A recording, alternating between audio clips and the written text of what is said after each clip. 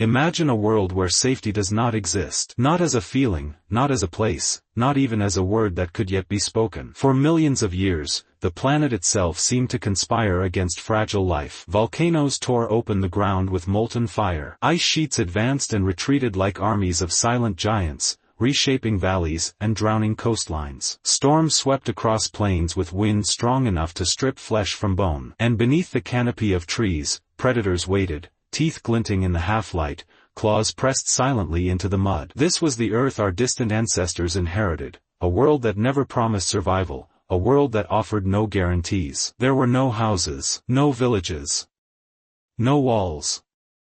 Only the thin barrier of skin and bone, always vulnerable to a climate that changed without warning and to animals that had perfected the art of killing long before humans ever stood upright. For early hominins, safety was not a given. It was a desperate pursuit. The day was spent searching for food while avoiding becoming food. Nightfall brought terror, for darkness tipped the balance toward the hunters. Where could one hide from the endless teeth and storms? The savannas were wide open, with nowhere to conceal fragile bodies. The forests teemed with dangers from every direction. Serpents in the branches, leopards crouching unseen, swarms of biting insects carrying unseen diseases. The rivers offered water, but also crocodiles with jaws that could shatter bone in an instant. Every path led to risk. Imagine the feeling of being hunted, not just once, but always. Not as an exception, but as the rule of existence. To be born into fear, to live in fear, and to die because fear was not enough. And yet, somehow, they endured. The secret of survival was not strength,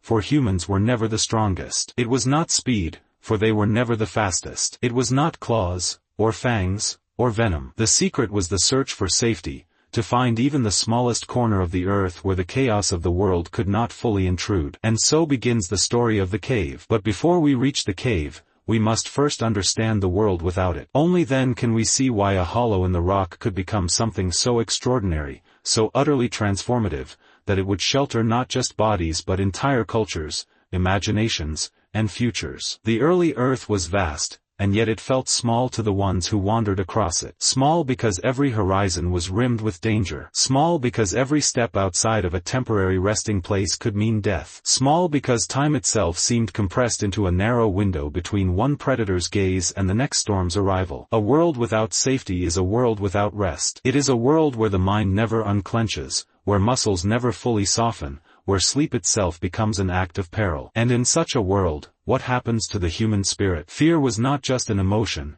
it was an environment. It shaped bones and instincts. It whispered in the dark. It pressed against the heart with every breath. To be human was to be aware of danger more than any other creature. To imagine it before it came. To see it even in the silence. Yet, within that constant fear lived something else. Curiosity. The same mind that conjured dangers also sought solutions. The same eyes that scanned the horizon for predators also searched for horizons that might offer refuge. Slowly, over countless generations, instinct began to guide feet not only toward food and water but toward stone, shadow, and shelter. And in time, some would find it, the cave. But at this opening moment, in the long ages before the first hesitant step into its darkened mouth, life was raw exposure. Every storm was suffered in the open. Every night was endured with fire that barely held back the dark. Every dawn was greeted by the bones of those who had not survived until morning. This was the human condition before safety. And so, when we ask, how did a cave become the only safe place on earth? We must first hold in our minds what it means to live in a world without such a place. To imagine existence stripped of havens.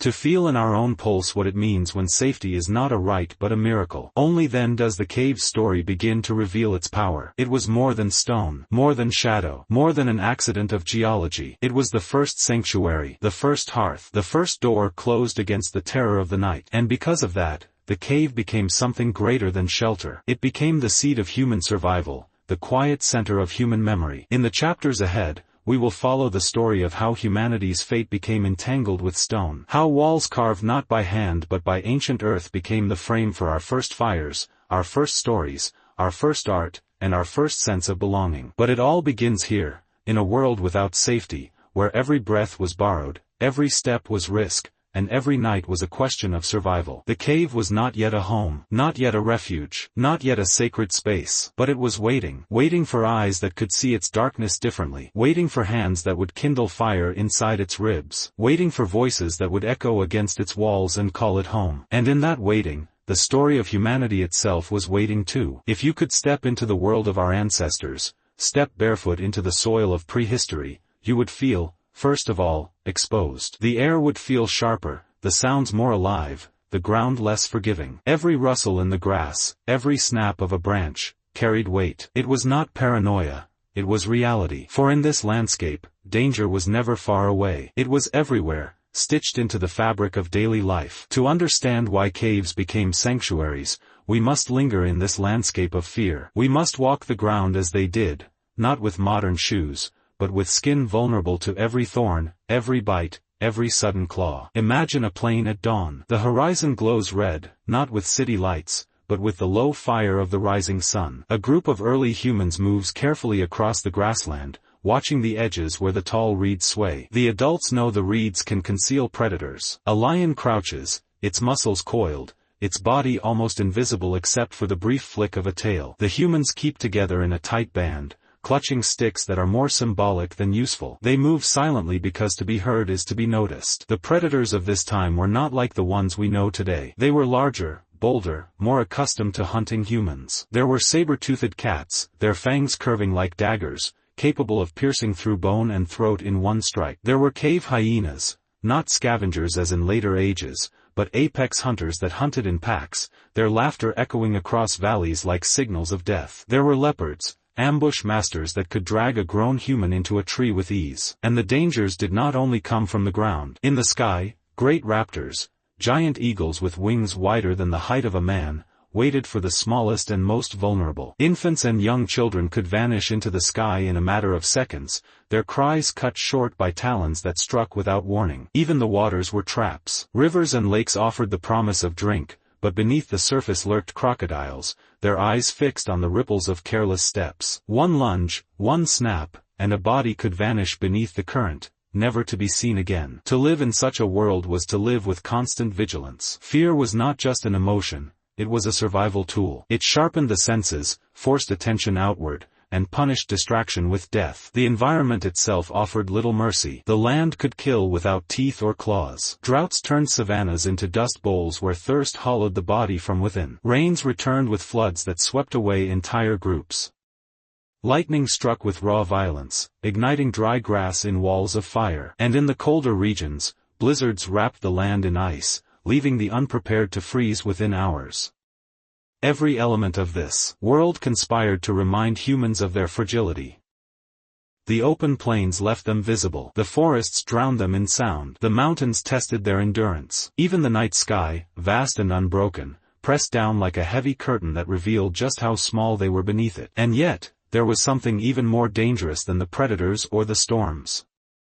It was time itself. Time was the enemy because time always brought fatigue. A body could only stay alert for so many hours. Eyes could only remain sharp for so long. When exhaustion came, when the body begged for rest, fear could no longer protect. And it was then, always then, that danger struck. For in this world, to sleep unprotected was to gamble with death. It is difficult for us in the modern age to imagine such a life. Our shelters insulate us from wind and rain. Our locks and walls stand between us and the predators that still roam. Our cities push the wilderness outward until it exists only in fragments. We sleep deeply, believing the night is ours. But for our ancestors, sleep was the most vulnerable act of all. How does a species survive if even the basic need for rest becomes a liability? How can minds grow, cultures form, or futures unfold if every sunset marks a descent into terror? This was the central dilemma of early humanity, not just how to find food, but how to stay alive long enough to eat it. Survival was not a single battle, it was a siege, an endless series of threats pressing in from every direction. And yet, despite the relentless fear, humans endured. They endured because they learned to anticipate, to imagine, to see danger before it came. They endured because they learned to cooperate, moving not as isolated individuals but as groups, defending one another with fire, with warning cries, with sharp stones. Fear became not just a weight, but a kind of teacher. It honed the senses and sculpted the mind. Still, the question remained, where could they find true relief? Not just a pause from danger, but an escape. Not just a brief reprieve, but something lasting. The answer would not be found on the open plain, where visibility brought vulnerability, nor in the forests, where predators shared every path, nor in the rivers, where water concealed death. The answer would be found in the places that at first seemed unwelcoming,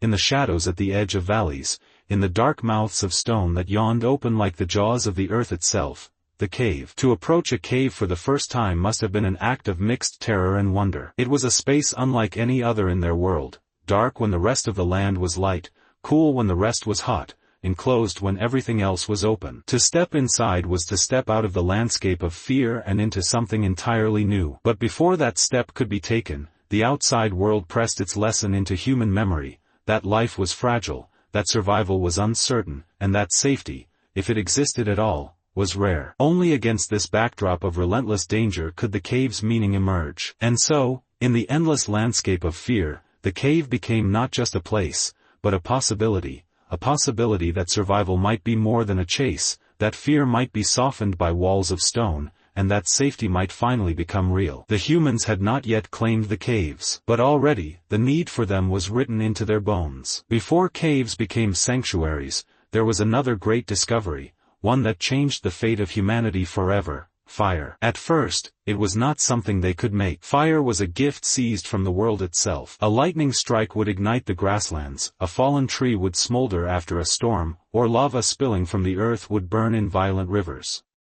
Early humans approached these flames not with mastery but with awe and fear. They knew it could consume flesh as easily as it consumed wood. Yet they also knew it held something powerful: warmth, light, and protection unlike anything else on earth. For those who dared to grasp it, fire became a fragile companion. A burning branch might be carried from a wild blaze, tended carefully until it dwindled to embers, then coaxed back into flame with dry grass and patience. Fire was not yet domesticated, it was borrowed, and always at risk of being lost. Imagine the scene: a small band of humans huddled on the open plain at night. The sun has fallen, and with it, the last measure of safety. Darkness spreads across the land, and with it come the hunters. Hyenas stalk the shadows. Lions pad silently, their eyes glowing faintly in the moonlight. Yet between these predators and the fragile human stands a circle of firelight. The flames flicker, pushing the night back just far enough for the group to breathe. Sparks leap upward, carried into the stars, as if fire itself were trying to escape the earth. The warmth seeps into cold skin. For the first time, humans feel something close to control. The beasts hesitate at the edge of the fire, snarling, circling, but unwilling to step closer. The light holds them at bay. Fire, in that moment, was more than a tool. It was a revolution. It changed the rhythm of existence. With fire, the night no longer belonged solely to predators. With fire, food could be cooked, making it easier to chew, easier to digest, easier to share. With fire, wounds could be cauterized, water could be boiled, and stories could be told in the hours after dusk. And yet, fire alone was not enough. For all its brilliance, fire carried its own dangers. Out in the open, the glow could be seen from miles away. Predators that feared it also noticed it, drawn by curiosity or hunger to the edge of its circle. The smell of cooking meat carried on the wind, an irresistible signal to everything that hunted nearby. Fire revealed as much as it concealed. Rain could extinguish it in minutes. A gust of wind could scatter sparks and ignite the grass,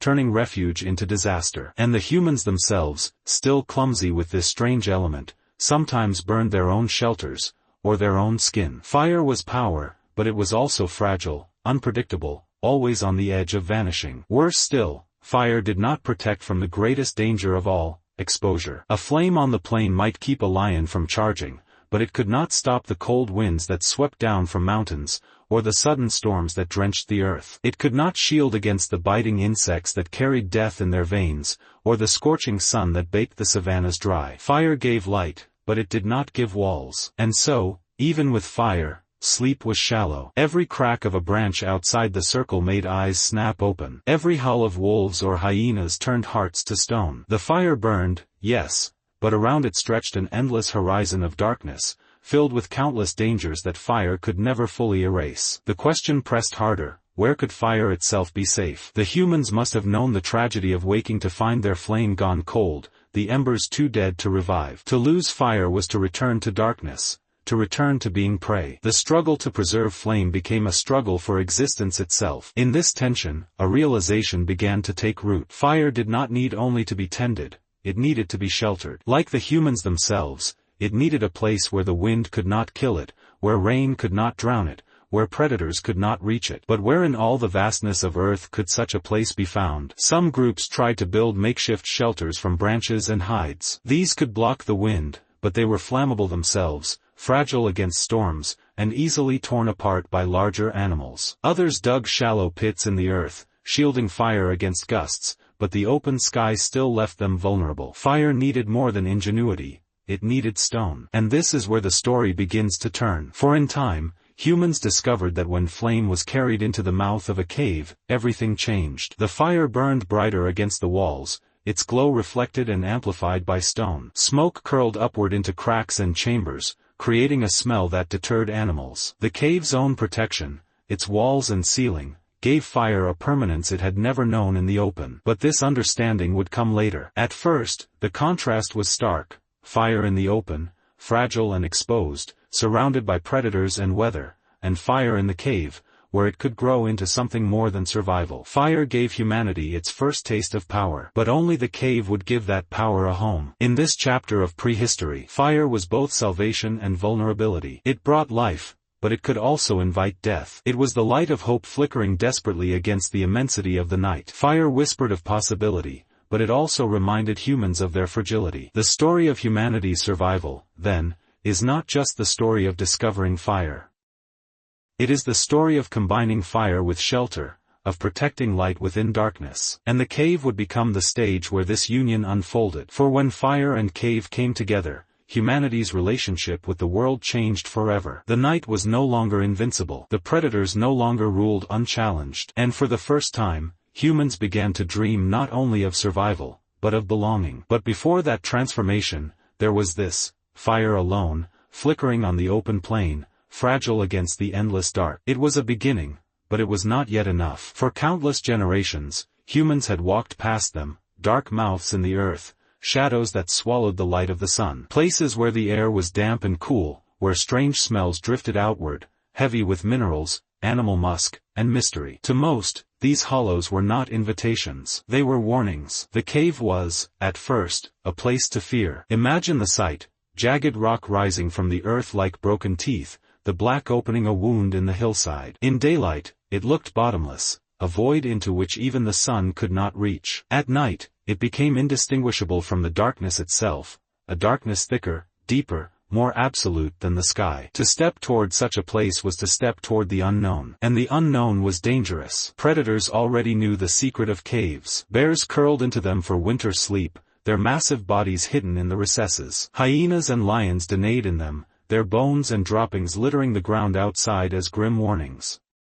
To stumble into a cave unprepared could mean walking straight into the jaws of death. For early humans, every instinct screamed caution. The open plains might be dangerous, but they were visible. The forest might conceal ambush, but at least the light filtered through the canopy. The cave was something else entirely. To enter it was to surrender vision, to walk into silence, to place one's fragile body inside the throat of the earth itself. And yet, curiosity persisted. Perhaps it began with necessity: a storm breaking across the plains, lightning cracking the sky, sheets of rain turning the soil to mud. The only refuge nearby, the black opening of stone. Driven by desperation, a small band hesitated, then edged inside. The ground beneath was dry. The wind outside howled past without reaching them. Or perhaps it began with the pursuit of food, hunters trailing an injured animal, following tracks into the hillside. The blood trail vanishes into darkness, and the hunters must decide: enter or retreat. They enter, firebrand in hand, and in the flicker of light they see not only their prey but the shape of walls,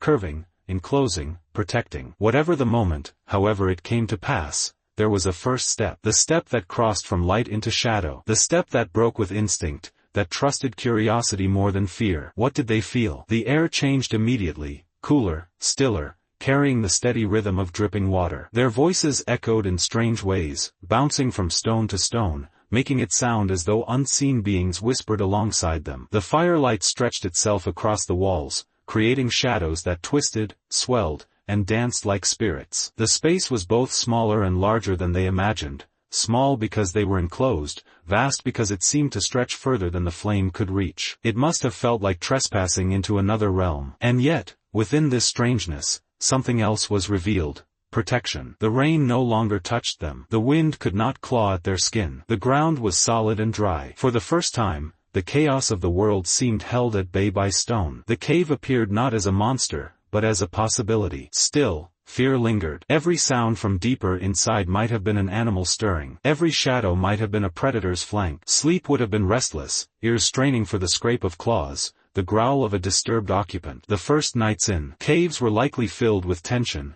firebrands kept close, escape routes kept in mind. But something had shifted. The idea had taken root. The cave could be more than a lair of beasts.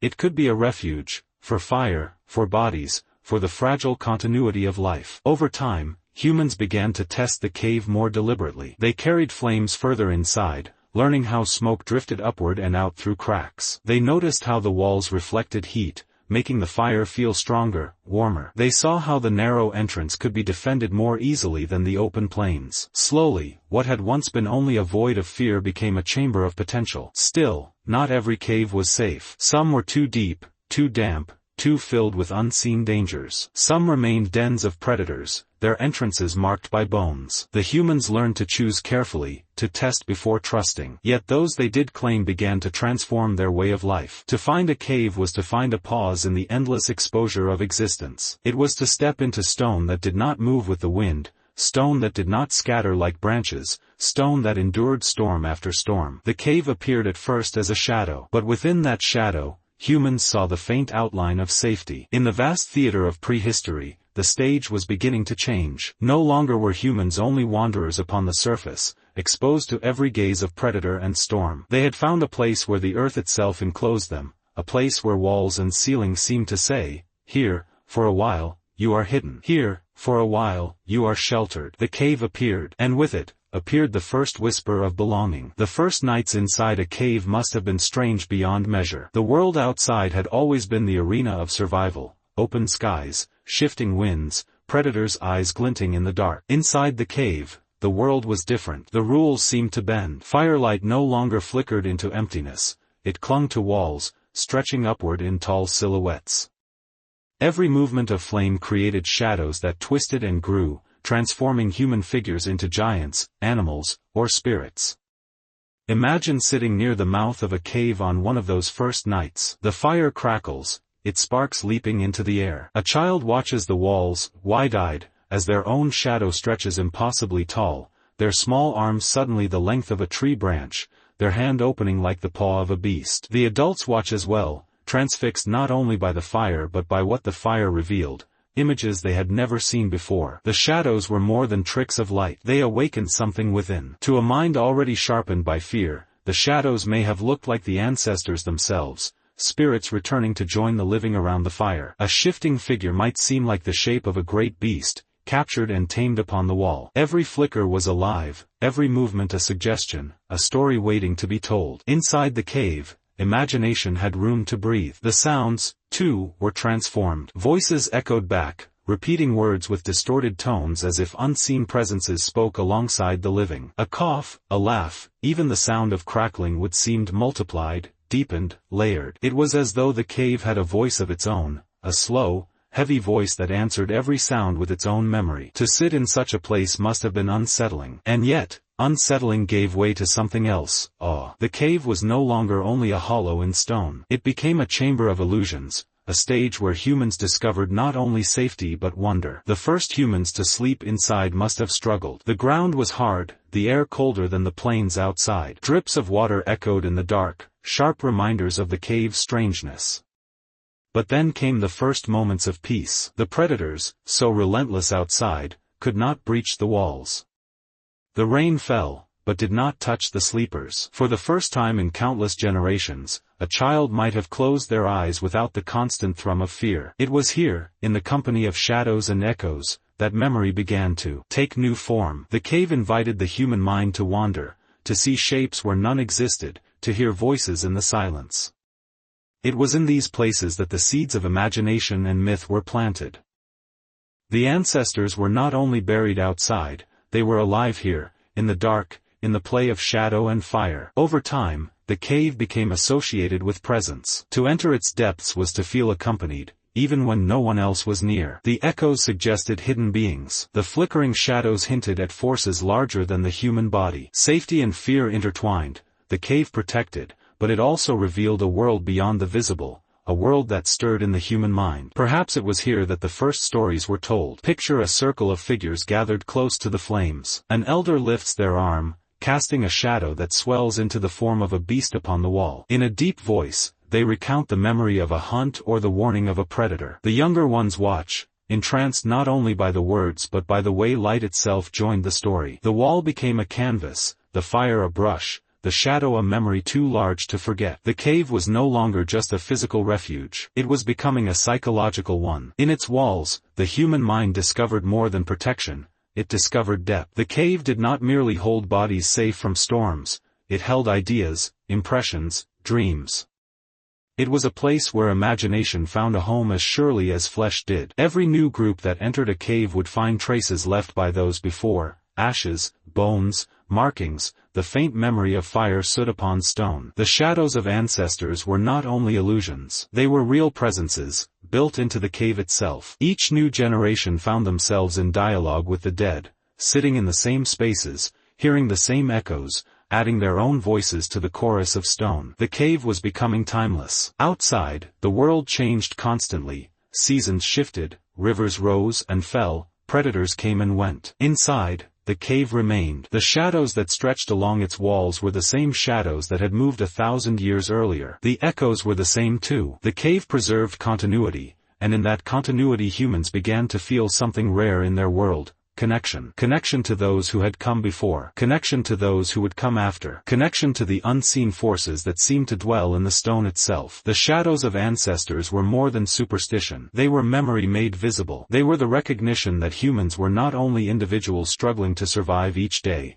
but part of something larger, something that reached backward and forward in time. In the firelight of caves, humanity glimpsed itself, not just as prey, not just as wanderers, but as beings capable of seeing beyond the immediate, capable of imagining what was not directly in front of them, capable of creating a story, and of believing in it. The cave was beginning to transform. It was no longer simply a shelter against the world. It was becoming a mirror of the human mind, a place where fear and wonder combined, where ancestors seemed to return, and where the future of thought itself began to take shape. Here, in the shadows, humanity discovered not only safety but imagination. And imagination, once kindled, would never be extinguished. The cave was never meant to be a secret forever. For all its safety, for all its shadows and warmth, the cave still existed in a world where survival was a contested space. Outside, predators moved with the same hunger that had shaped humanity's every fear. Wolves prowled through the dark, their howls rising in chilling chorus across valleys. Big cats, silent and patient,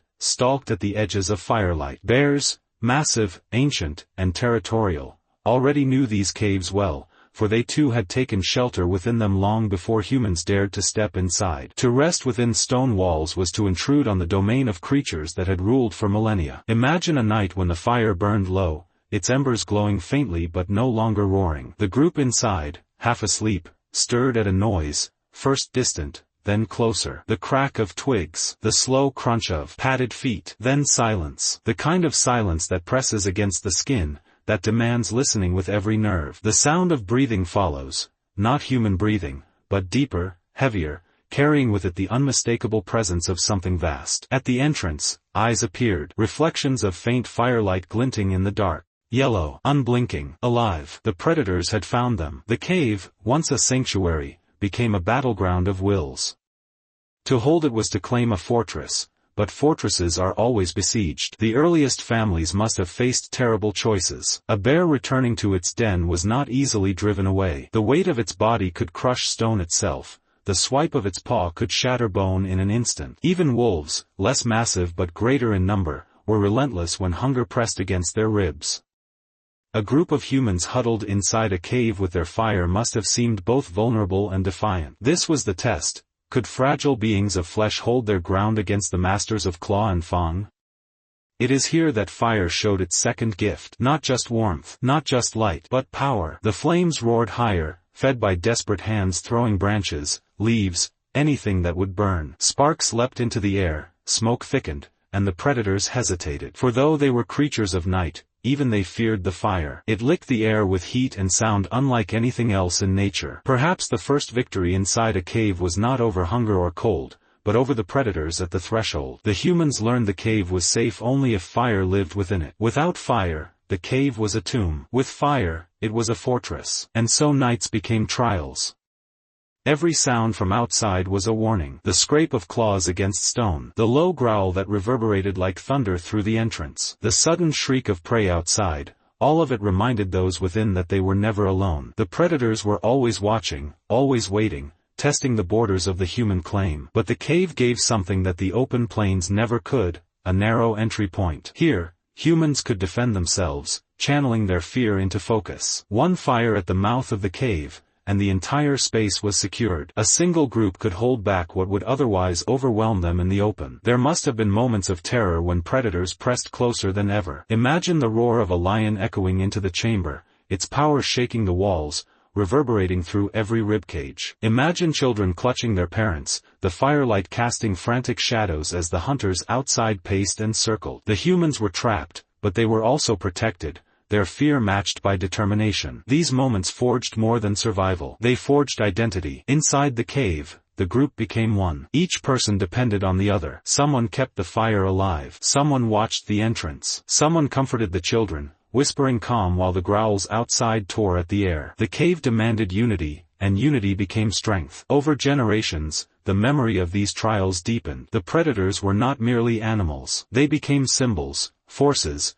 embodiments of death pressing at the edges of human safety. The cave was life, and outside was death. To remain inside was survival. To step outside was risk. But the lesson was not only fear, it was also defiance. For the first time, humans had a place that predators could not so easily take. The cave was the one corner of the world where weakness could be transformed into resilience. Think of the psychological weight of this shift. To our ancestors, who had always fled, always hidden, always scattered before greater strength, here was a turning point. In the cave, they did not run. They stood. The growl at the door was a reminder of danger, but it was also a reminder of victory. Each morning that came after a night of predator howls was not only survival, it was triumph. The group had faced the wild, face to face, and remained. This changed everything. Predators at the door were no longer only a threat. They became part of the human story, a rhythm of challenge and response. Fear outside, safety inside. Chaos beyond the fire, order within it. Death circling in the dark, life huddled in the glow of flame. In this rhythm, the human spirit hardened. It learned endurance. It learned patience. It learned that the cave itself could not guarantee safety, but that human courage, sharpened by firelight and strengthened by community, could transform stone walls into something greater than stone. And so, as predators prowled, the cave grew ever more sacred. Each encounter deepened the lesson. Here was the only place where humanity could hold against the relentless wild. The cave was not simply a shelter. It was a frontier, the edge where human fragility met the untamed power of nature, and for the first time, did not break. Inside the cave, the fire was more than survival. It was transformation. As the flames danced, shadows leapt across the stone, bending and shifting with the flicker of light. For those who sat around the hearth, eyes wide and unblinking, the walls themselves seemed alive. Stone became canvas, and movement became story. The fire carried with it the power of imagination, an invitation to see not only what was there, but what could be. In this moment, humanity crossed a threshold no other creature had crossed before. The cave was no longer just a shelter. It became a stage. Imagine the first spark of this realization. A child, perhaps, watching the flames and pointing at the wall where shapes appeared. The curve of stone, touched by shadow, looked like the back of an animal. A smear of soot from a hand left a mark that resembled a running deer. The group saw it too, and for the first time, the world outside, dangerous, vast, and wild, was pulled into the cave through image. Here, deep within stone, the world was reborn. The earliest marks were simple, handprints pressed against the rock, fingers splayed wide. They were not decoration. They were declarations. I was here. I existed. I touched this wall, and this wall now remembers me. Each palm pressed in paint was a signature of presence, a refusal to vanish into silence.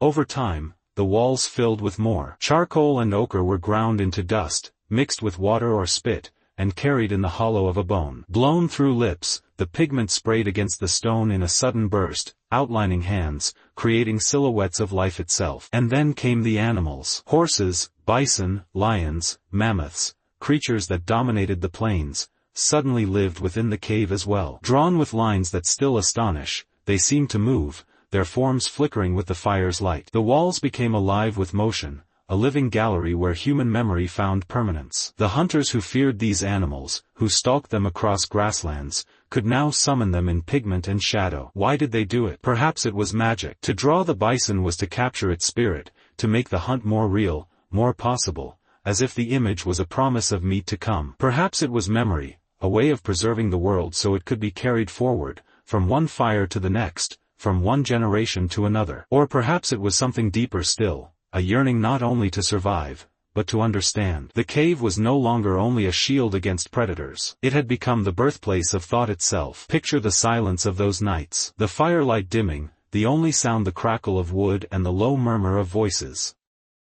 On the walls, painted creatures shimmered and moved as if alive, their shadows dancing with every flicker of flame. For those gathered, it must have felt like being inside a dream shared by all, a dream painted in stone. In that dream, humans learned to see themselves not only as hunters and prey, but as storytellers. The cave was not just the only safe place on Earth, it was the first theater, the first cathedral, the first gallery of the human spirit. Consider the philosophy hidden in these gestures. A handprint on stone was a claim against time. A painted bison was a refusal to let the animal vanish into death. The walls were eternity, and humans were learning for the first time how to carve themselves into it. Even now, tens of thousands of years later, these images endure. The paint still clings to stone, the lines still sharp, the colors still vivid. Step into Lascaux, or Chauvet, or Altamira, and you step into the very mind of those who lived at the edge of survival. Their fears, their hopes, their visions, they remain, echoing through the millennia. What fire began on those walls was not small. It was the awakening of culture itself. The cave became not only a refuge from beasts and storms, but a mirror of human thought, a chamber where survival was transformed into meaning. Perhaps the most astonishing thing is this: no predator ever painted a wall. No bear, no lion, no wolf ever pressed its paw in pigment or carved the memory of a hunt. Only humans did this. Only humans needed to. For survival was never enough. To truly live, our ancestors needed to dream, to imagine, to leave marks that said, this was real. We were here. And so the cave grew richer with each stroke of paint, each hand pressed to stone. Generation after generation added to the gallery, layering stories over stories, until the walls themselves became archives of the human soul. The fire glowed, the shadows danced, and on the stone, humanity saw itself for the first time, not only as fragile creatures seeking warmth, but as creators shaping worlds of meaning. The cave was no longer just stone. It was memory. It was imagination. It was the birthplace of forever. If fire gave light to the walls, voice gave life to the darkness. Inside the cave, when flames flickered low and shadows deepened, words rose from human mouths and filled the air. A voice carried more than sound, it carried memory, meaning, and imagination. In those moments, humans did something no other creature could. They told stories. Perhaps it began simply. A hunter, recalling the chase of a deer, mimicking its movement with a gesture, his voice rising with the thrill of pursuit. Others laughed, nodded, or leaned in, caught in the vividness of the telling. Another added her memory, the rustle of grass, the smell of rain, the fear when the herd stampeded. Together, their words wove a picture more alive than paint, more immediate than shadow. The cave became an echo chamber of shared experience. Through voice, dangers could be described before they happened. A lion's roar could be imitated so others knew what to fear. A path to water could be remembered in words so the group could find it again. But something else happened too. The words began to stretch beyond survival. They began to wonder. Around the fire, questions flickered as restlessly as sparks. Why does thunder roll across the sky? Where do animals go when they die? What happens when the fire itself dies and the night grows endless? Answers came not as facts, but as stories. The rumble of thunder became the voice of a great beast in the clouds. The setting sun was not just a fading light, it was a hunter descending into darkness, only to rise again with a spear of gold. Death was not an ending, but a journey into another cave, one deeper and more hidden than this. And so myth was born, not as invention, but as explanation, as comfort, as a way of stitching the unknown into a tapestry of meaning. Imagine the first tale told to a frightened child when wolves howled outside. A mother leans close, whispering that the wolves are spirits guarding the edge of the world, and that their cries are warnings to keep humans safe.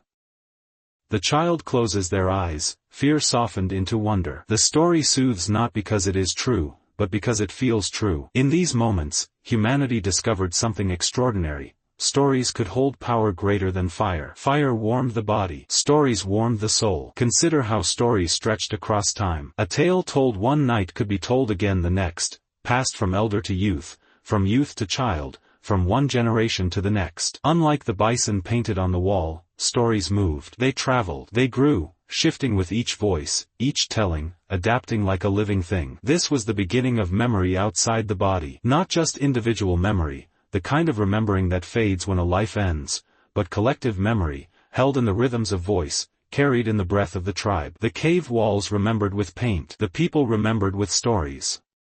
Together, they built a continuity that no predator, no storm, no famine could erase. But stories were not only explanations or memories. They were also lessons. Around the fire, the hunter's tale of failure became a warning. The story of the successful hunt became instruction. Even mistakes were transformed into wisdom when told in words. Do not chase the bison near the cliff. Do not drink from the river when its water smells of death. Each tale, whether triumphant or tragic, became part of the group's survival manual. And yet, something more profound was happening. Stories allowed humans to step outside the present. A person sitting in the cave could journey far away, to the mountains beyond the horizon, to the rivers unseen, to the time before they were born. A listener could feel fear for an event they had never lived, joy for a victory they had never won. This was empathy, imagination, and connection, all born in the flicker of firelight and the murmur of voices. The cave became the cradle of this new gift, the ability to live not only one life, but many. Imagine a winter night, food scarce,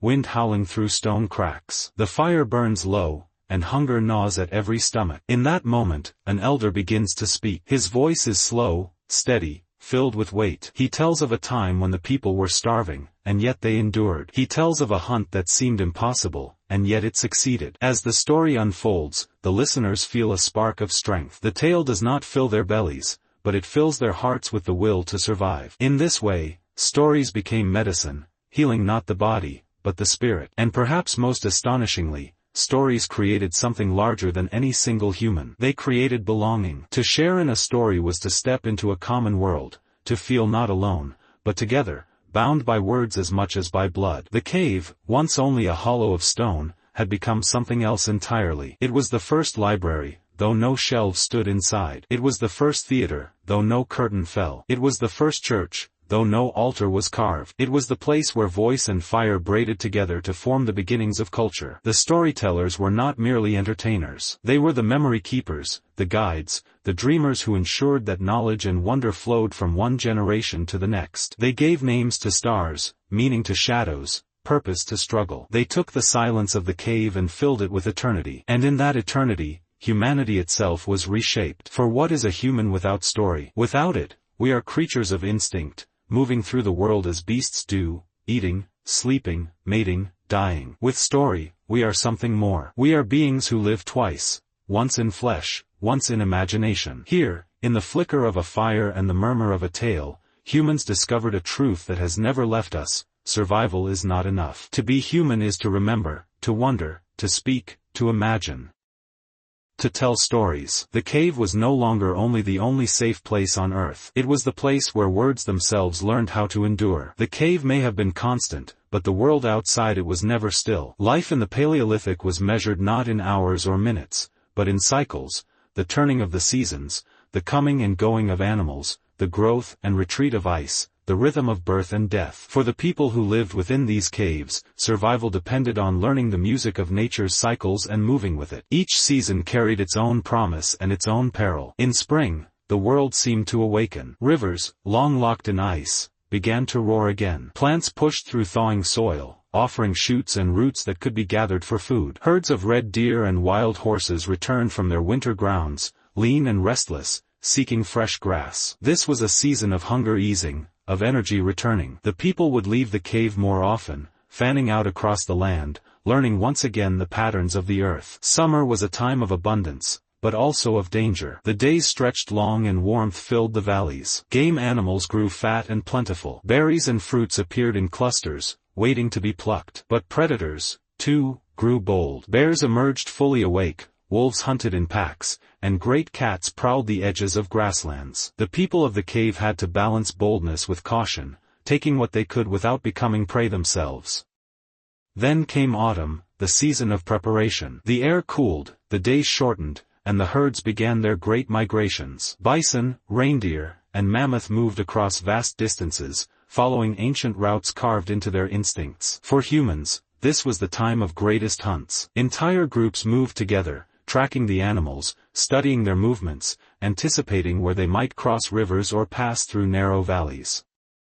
To bring down a great beast meant food, clothing, and tools enough to carry the group through the winter. Finally, winter returned, the season of stillness and fear. Snow pressed heavily against the land, rivers froze, and food became scarce. Nights stretched endlessly and storms howled through the valleys. The cave, warm with fire and thick with smoke, became both sanctuary and prison. People huddled together, surviving not only on what had been stored, but on the memories of hunts, the strength of stories, and the promise of another spring. The cycle repeated, year after year, carving itself into the lives of those who lived in the cave. To live was to move in harmony with these rhythms, to know when to wait and when to act, when to conserve and when to risk. But the seasons were not only about food and weather. They also shaped how people understood time itself. For animals, time was instinct. For humans, time became story. The return of the herds in spring was not just a fact, it was a reminder of years past, a signal of years to come. The cycle was remembered and spoken aloud.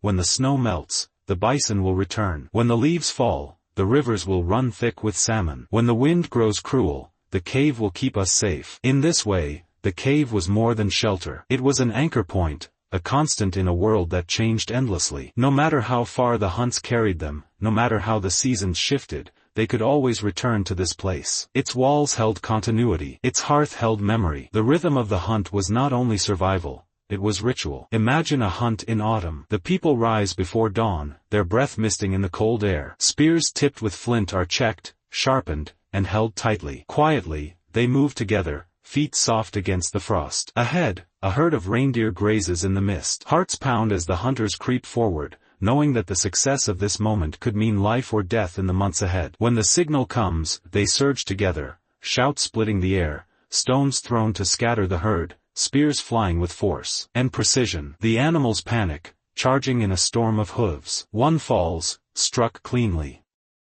The hunters rush forward, driving the kill to its end. In that moment, triumph explodes like fire in their veins.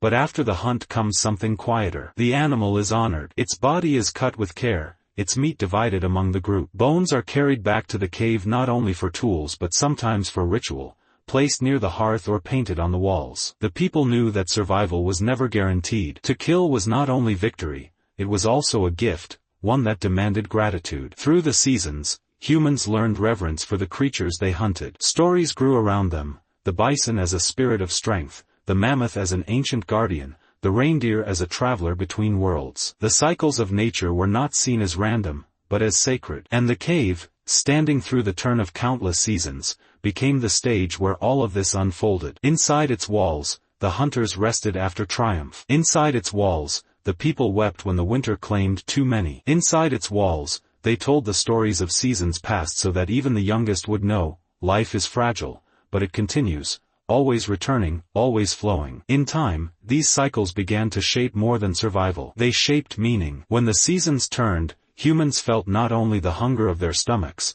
but the movement of something larger, the pulse of the earth, the rhythm of existence. The cave was not just safe from storms and predators, it was a safe point in the endless cycle of time. A place where, no matter how harsh the winter or how dangerous the hunt, the people could feel a thread of continuity running through it all. The seasons of the hunt were, in truth, the seasons of humanity itself. For in the endless pattern of leaving and returning, of risk and rest, of fear and triumph, humans discovered something profound. The world was not chaos. It was a rhythm, a heartbeat, a story in which they too had a part. And so, through the turning of the earth, the cave became not just a shelter of stone, but a shelter in time, a place where past, present, and future touched, and where the cycle of survival became the cycle of meaning. Darkness was the oldest enemy. When the sun sank and the last light bled from the horizon, the world became uncertain, dangerous, and alive with unseen threats. For the people of the Paleolithic, night was not just the absence of light, it was the return of everything that lurked beyond human sight. The cave, with its hearth fire, was a fragile island in a sea of shadows.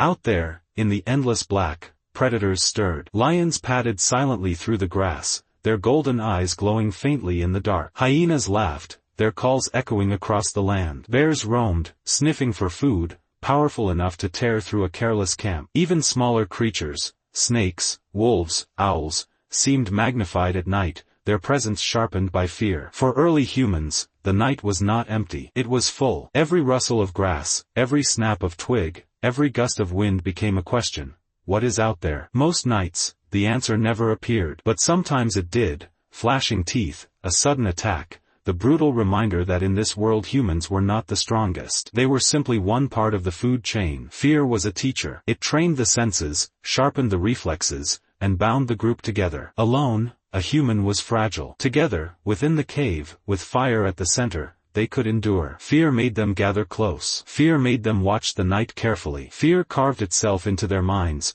shaping not only their survival but their imagination. Because what the eye could not see, the mind invented. In the flickering firelight, shadows stretched and twisted across the cave walls. The flames moved, and the shadows danced, long-limbed, strange, alive. To a tired hunter or a drowsy child, those shadows could look like spirits, like animals, like something otherworldly. The cave was both safety and strangeness, a refuge from the dark outside, but also a place where imagination could run wild. Over time, those shadows became more than tricks of the light. They became symbols. They became the first sparks of myth.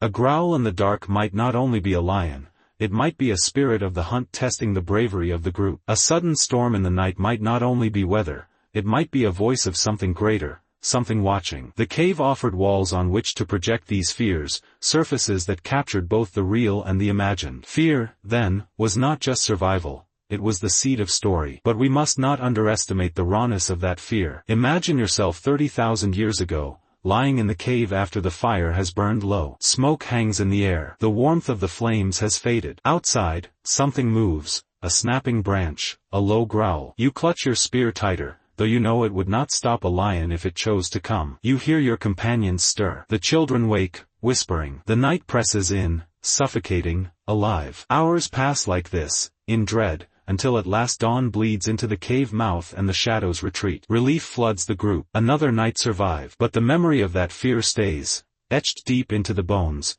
carried forward into the next night, and the night after that. This was the rhythm of existence. And yet, in time, humans did something extraordinary. They began to make fear itself a kind of tool. Through fire, they pushed the shadows back. Through gathering in numbers, they became less vulnerable. Through ritual and story, they named the things they feared, giving shape to what was otherwise formless. To name something was to begin to control it. To tell a story about the lion, or the storm, or the shadow was to place it in a framework. To say, we understand. We see you. The cave was central in this transformation. Its walls held the echoes of drums, chants, whispers meant to keep the night at bay. Its firelight cast the shadows that turned into spirits and gods. Its safety allowed people to not only hide from fear, but to reflect on it, to give it meaning. Fear, in this sense, was no longer only a threat. It was also a doorway. It taught early humans about the fragility of life, about the limits of their strength, about the need to band together. But it also pointed towards something larger, the recognition that the world was vast, mysterious, filled with forces beyond their control. In the face of this, humans began to seek patterns, stories, and symbols that might make sense of it all. The shadows of fear became the shadows of thought. And so, within the cave, fear transformed. Outside, in the dark, it was claws and fangs, hunger and cold. Inside, it was firelight and shadow, myth and meaning. The cave did not erase fear, it reshaped it, turning it from raw terror into reflection, from threat into imagination. Even today, thousands of years later, we inherit this ancient rhythm. Fear still sharpens us. Fear still fuels our stories. Fear still makes us huddle together around our modern fires, screens, lamps, cities of light, seeking comfort against the darkness. In the Paleolithic cave, humanity began to learn this truth, that fear is not only survival, it is also the birthplace of wonder. For only in the shadows do we learn to see. There is a moment in human history when the cave stopped being only a shelter for the living and became something more profound, a home for the dead. In the flickering firelight, surrounded by shadows and echoes, the first burials began. Bones were laid carefully, not scattered. Bodies were arranged with purpose, sometimes curled as if sleeping. Stones were placed around them, pigment sprinkled, tools left beside the silent forms. These were not accidents. They were choices, deliberate, meaningful, and deeply human. For the first time, the cave became more than protection. It became memory. Imagine the scene. A small group huddles together in grief. A mother has died, or a child, or an elder whose stories had guided the group. Death was not new, they had seen it often, in hunts, in accidents, in sickness. But here, inside the cave, something was different. Instead of leaving the body to the vultures and hyenas, they carried it into the place where they themselves found safety. They dug a hollow in the earth. They placed the body with care. They covered it as if tucking it in for sleep. Why? Perhaps it was love. Perhaps it was fear. Perhaps it was something in between. To bury the dead was to resist forgetting. It was to keep the person close, to refuse the cruelty of letting the body be torn apart by beasts.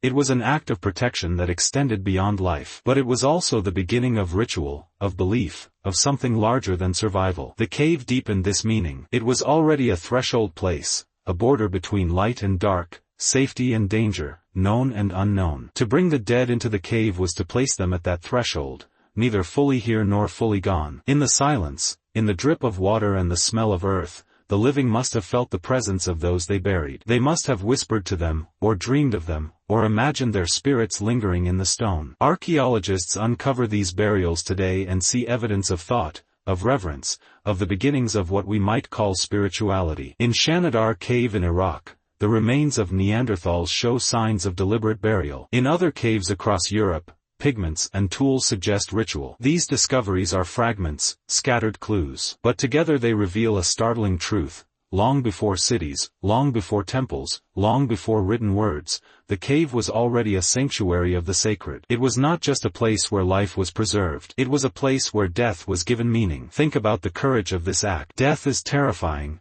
It always has been. To see a body still and lifeless, to feel the absence of breath and warmth, is to confront the greatest mystery of all. For most animals, death is simply an end. But for humans, even in the Paleolithic, it was more. It was a question. Where did they go? Why do they not return? Burying the dead was not an answer, but it was a gesture. A way of saying, this matters. They matter. Their absence is not nothing. We will remember. In that sense, the cave became the first cathedral. Not built by hands, but shaped by nature and adopted by the heart. Its ceilings were the heavens.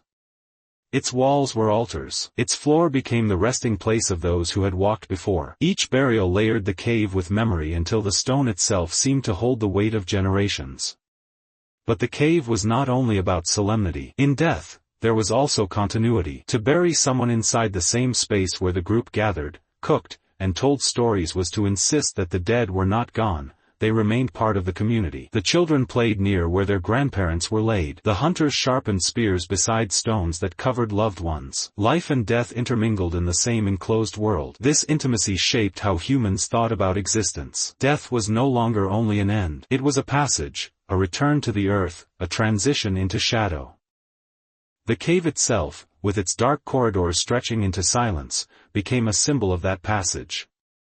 To step deeper into the cave was to move closer to mystery. To bury the dead there was to acknowledge that mystery, to place loved ones into the very heart of it. From this, philosophy was born. Not in words written on parchment, but in gestures carved into earth. To bury was to wonder. To mourn was to reflect. To return to the cave again and again was to live with both presence and absence side by side. Even today, when we walk into ancient caves and see the marks left by those burials, we feel the echo. We sense the gravity. We know instinctively that something sacred happened here. The stillness holds it. The stone remembers. For early humans, this was the dawn of memory. Memory not only in the mind, but in the landscape itself. A cave where the dead were buried was not just any cave. It was their cave, the place where ancestors lay, where history was rooted, where identity was preserved. To leave such a place must have felt like leaving behind not only shelter, but part of the self. So when we ask, Why did caves matter so much? The answer is layered. They were protection, yes. They were fire-lit refuges, yes. But they were also sacred vaults of remembrance, cradles of both life and death. The first burials transformed caves into something timeless. From then on,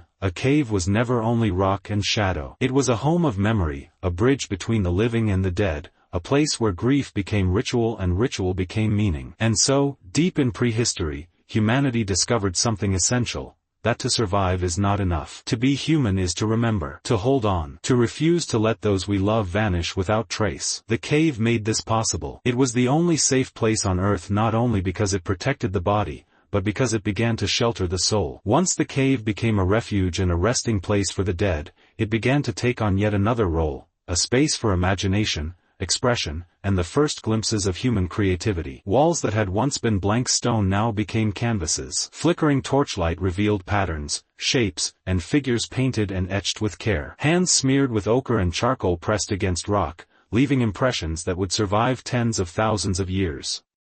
Animal forms leapt from the stone in vivid lines, hunters and prey frozen in eternal tension. Some marks were simple, almost instinctual. Others were deliberate, stylized, conveying motion, life, and perhaps even stories. These were not just decoration. They were a form of communication, a way to transform a dark, silent space into a living chronicle of existence. Every stroke, every mark, was a declaration. We were here. We noticed. We understood. Imagine stepping into the cave for the first time. The air is cool, damp, and heavy with the scent of earth and smoke. Your eyes adjust, and suddenly the walls move with life. A bison charges, muscles tense and hooves raised. A handprint hovers over a swirling spiral of ochre. Somewhere deeper, a symbol carved into stone seems to glow in the torchlight. You are surrounded by the marks of minds that existed thousands of years before yours, minds that saw the same moon, the same seasons, and yet imagined the world in ways uniquely their own. Art became a bridge between survival and imagination. Early humans lived with constant danger,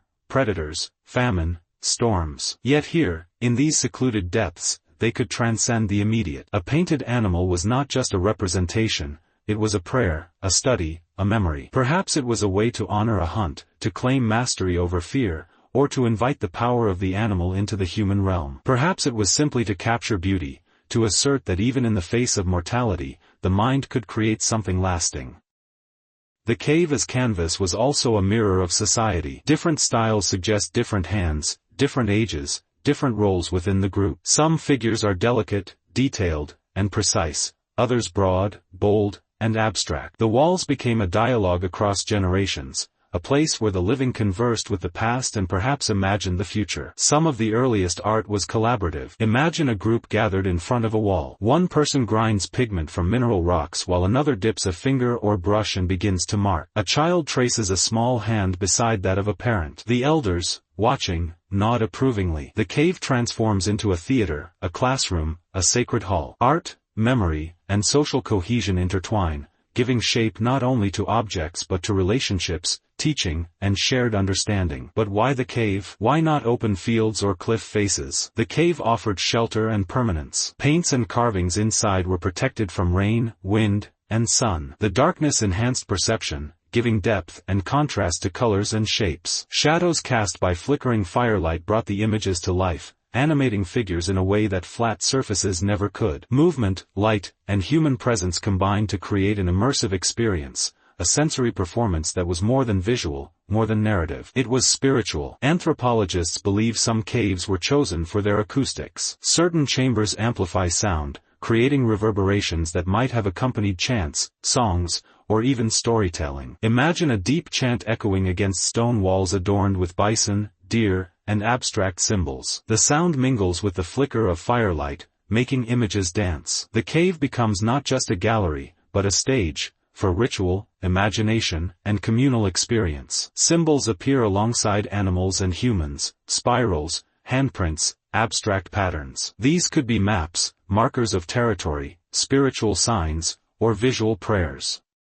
We cannot know for certain, but the very act of marking a surface indicates a consciousness that understands permanence and consequence. Every line pressed into rock is a message to the future. We existed. We observed. We thought. We created. The act of creating in the cave was meditative. There is evidence that pigment making, grinding, and preparation were time-consuming. It required patience, skill, and attention. These were deliberate, mindful acts, moments of reflection in a world otherwise dominated by survival. Each mark was a pause in time, a conversation between the individual and the world, between human and animal, between the living and the memory of those who had come before. The walls also preserved emotion. Anger, awe, fear, joy, all were expressed through line and color. A charging bison might represent triumph or terror. A handprint pressed firmly into stone could be a declaration of presence, a signature, or a silent prayer. These marks connect us across millennia. When we see a cave handprint today, we feel the immediacy of touch,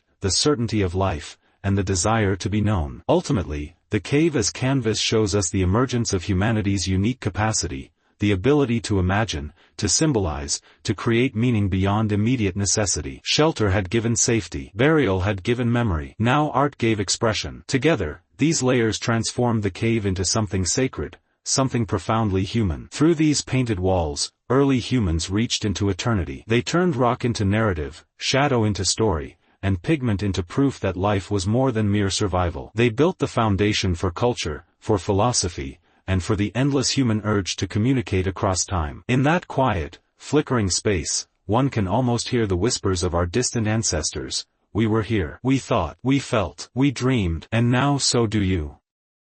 The cave, once a refuge from the wild, had become a repository of human imagination. It was not only a safe place on earth, it was a cradle of creativity, a birthplace of culture, and a testament to the enduring human spirit. Once the walls of the cave had been marked with images, the next layer of human experience emerged: stories. Stories are the bridge between observation and meaning, between the immediate present and the imagined past or future. Within the cave, humans began to speak to one another in ways that transcended survival, transforming their refuge into a theater of memory, imagination, and shared consciousness. Storytelling in the cave was more than entertainment. It was survival, instruction, and identity wrapped into one. Around flickering fires, early humans recounted hunts, encounters with predators, the changing seasons, and the behaviors of animals they depended upon. Each tale was layered with lessons, warnings, and strategies, knowledge that could not be preserved by images alone. The cave amplified the voices, carrying stories deeper into hidden chambers,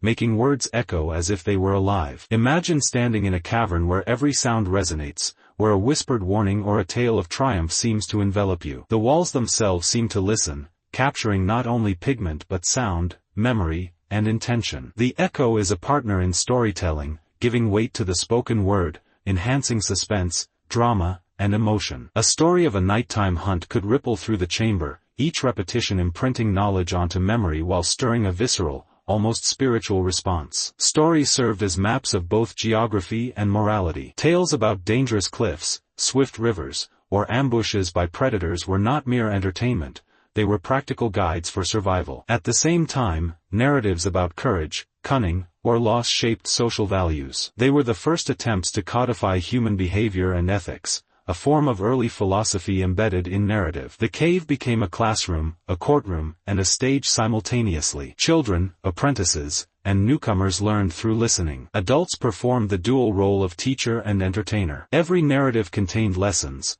which animals to hunt, which dangers to avoid, how to cooperate, and how to navigate the precarious balance between life and death. The cave's acoustics ensured that no voice was lost, no lesson forgotten. By making stories audible and memorable, humans cemented their culture, passing knowledge across generations in a way that images alone could not achieve. Some stories were communal, repeated by many voices, reinforced by gestures, dramatization, and sometimes music. Rhythms made from clapping, drumming on stone, or the hum of voice created patterns that mirrored the natural world, the rush of water, the heartbeat of prey, the wind through branches.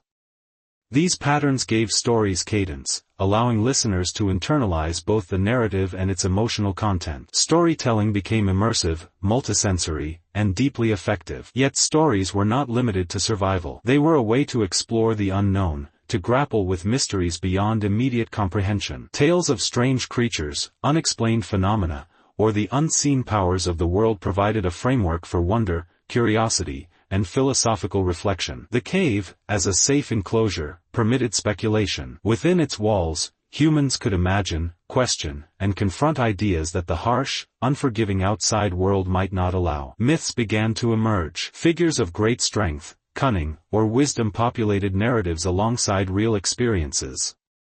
Animals could become spirits. Humans could become heroes. These early myths served multiple purposes. They instructed, inspired, and comforted. They reminded listeners of the interconnectedness of life, the cycle of seasons, the inevitability of death, and the persistence of memory. Each story carried an emotional truth, even when the literal truth was unknown or unknowable. Oral tradition also reinforced social bonds. Shared stories created a sense of community, a collective identity. Within the cave, listeners were no longer isolated.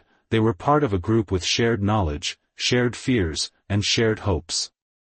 Stories became a medium for empathy, allowing individuals to feel the triumphs, dangers, and losses of others as if they were their own. Through storytelling, the cave transformed from a mere shelter into a vessel for human connection, understanding, and belonging. The act of telling stories required creativity, imagination, and memory. Each storyteller became an architect of narrative, selecting which events to emphasize, which lessons to highlight, and which emotions to evoke. Repetition was crucial, not merely for entertainment but for encoding cultural and practical knowledge into memory. Through repetition, the cave became a repository of collective intelligence, its echoes a medium for survival, education, and reflection. Moreover, the echo itself added layers of interpretation. A story told in a chamber where every footstep, every murmur reverberates, gains a heightened sense of drama. Listeners are compelled to focus, to feel, to imagine. The physical environment amplifies the emotional content, linking narrative to space, sound, and the body's perception. In this way, the cave was not a passive backdrop, it was an active participant in human cognition and cultural development. Stories also connected humans to their own mortality. Tales of loss, death, and the afterlife echoed through the chambers, embedding awareness of the finite nature of existence. In doing so, they fostered reflection, empathy, and the earliest forms of philosophical inquiry. Life and death, danger and safety, chaos and order, these dualities were explored in story, giving shape to human understanding of existence. Ultimately, the cave as a site of storytelling represents the convergence of survival, imagination, and culture. It was a sanctuary for the body, a theater for the mind, and a library for the soul. Every echo carried the weight of memory, every narrative bridged generations, and every listener became part of a continuum stretching from the distant past to the present. Through the simple act of telling stories, humans transformed the cave from a place of refuge into a living chronicle of thought, emotion, and memory. It became a space where imagination flourished, where knowledge persisted, and where the human spirit reached for permanence against the impermanence of life outside. The echoes were more than sound, they were the heartbeat of humanity itself, resonating through stone, time, and consciousness. Within the silent corridors of the cave, another transformation took place. Humans, now fully aware of their fragile existence, assumed the role of guardians, protectors of the hidden realm that had become their sanctuary. This was no small task. The cave was more than stone and shadow,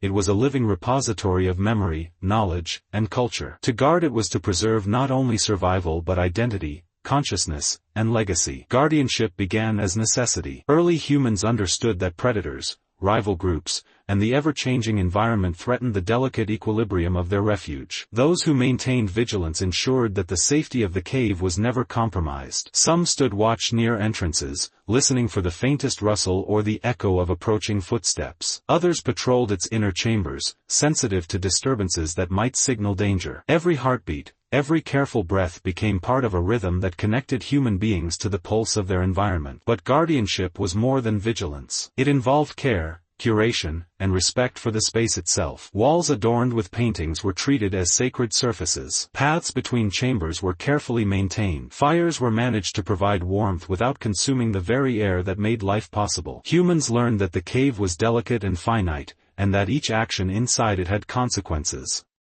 To guard it was to enter into a contract with nature, a mutual understanding that survival demanded attentiveness, reverence, and wisdom. The cave's guardianship also encompassed knowledge. Those entrusted with its care became the keepers of memory, holding stories, instructions, and rituals that had been passed down for generations. Their responsibility was immense. A single lapse could erase vital knowledge or disrupt the delicate social and cultural fabric that had developed within the cave. Through this role, humans began to understand the profound power of stewardship, that protection of space, culture, and memory were inseparable acts. Imagine a guardian tracing the walls of the cavern with fingertips, feeling the grooves etched by countless hands before them. Each indentation was a silent testament to survival, creativity, and human consciousness. Guardianship required not only observation but interpretation, empathy, and foresight. By preserving these marks, they were protecting more than physical artifacts. They were preserving the echoes of lives that had unfolded in the shadows of stone. Guardianship was also psychological. The act of protecting a safe haven fostered trust, cohesion, and purpose. Humans understood that they were part of something larger than themselves, a collective effort to sustain life, knowledge, and civilization in microcosm. Within these walls, bonds were forged through shared responsibility, and a subtle hierarchy emerged, not of dominance, but of stewardship, knowledge, and care. The cave became a crucible for social and emotional intelligence, a place where humans practiced empathy, collaboration, and moral reasoning. Yet the role of the guardian was not always solitary. Cooperation was essential. Groups coordinated tasks, shared vigilance, and took turns monitoring the environment. Conflict occasionally arose as differing opinions clashed over strategy, resource allocation, or interpretation of ritual. But through negotiation, storytelling, and shared responsibility, early humans learned that unity was essential to survival. In this way, the cave functioned as both a sanctuary and a school of social sophistication, training its inhabitants in the delicate art of human cooperation. The cave, in turn, influenced those who guarded it. Its shadows and echoes were teachers, demanding attentiveness and introspection. A guardian listening to the soft drip of water or the distant rumble of shifting stone developed acute sensory awareness, patience, and perception. The cave became an extension of human consciousness, a mirror reflecting both strength and vulnerability. To guard it was to participate in a dialogue with nature itself, where every decision carried weight and every sound, smell, or shadow demanded attention. Spirituality and ritual began to intertwine with guardianship. Certain chambers, walls, or markings were designated as sacred. Guarding these spaces was not merely functional, it was ceremonial. Offerings, chants, or repeated gestures became part of the rhythm of protection, imbuing the act of vigilance with meaning beyond survival. Guardianship thus became both practical and philosophical, connecting humans to the intangible, to questions of existence, legacy, and the unseen forces that shaped life. The narrative of guardianship also carried lessons for future generations. Stories of vigilance, courage, and wisdom were passed down orally, intertwining with myths and rituals. The cave itself became a living archive, where the acts of guardians were remembered, honored, and replicated. Each generation inherited not only the physical space but the responsibilities and moral imperatives associated with it. The cave, through the humans who protected it, became a bridge between past and future, between mortality and continuity. Importantly, guardianship reinforced a profound understanding of fragility and resilience. The cave was a sanctuary, but it was not invincible. Storms, earthquakes, and fire could alter its form, while human care could preserve or destroy it. Guardians learned humility in the face of natural forces and respect for the delicate balance that sustained life. This dual awareness of power and vulnerability became central to the human experience within the cave, shaping thought, culture, and philosophy for generations to come. Ultimately, the guardians of the hidden realm were the first stewards of culture, memory, and imagination. They transformed the cave from a mere refuge into a living ecosystem of human thought and creativity. Through vigilance, care, storytelling, ritual, and empathy,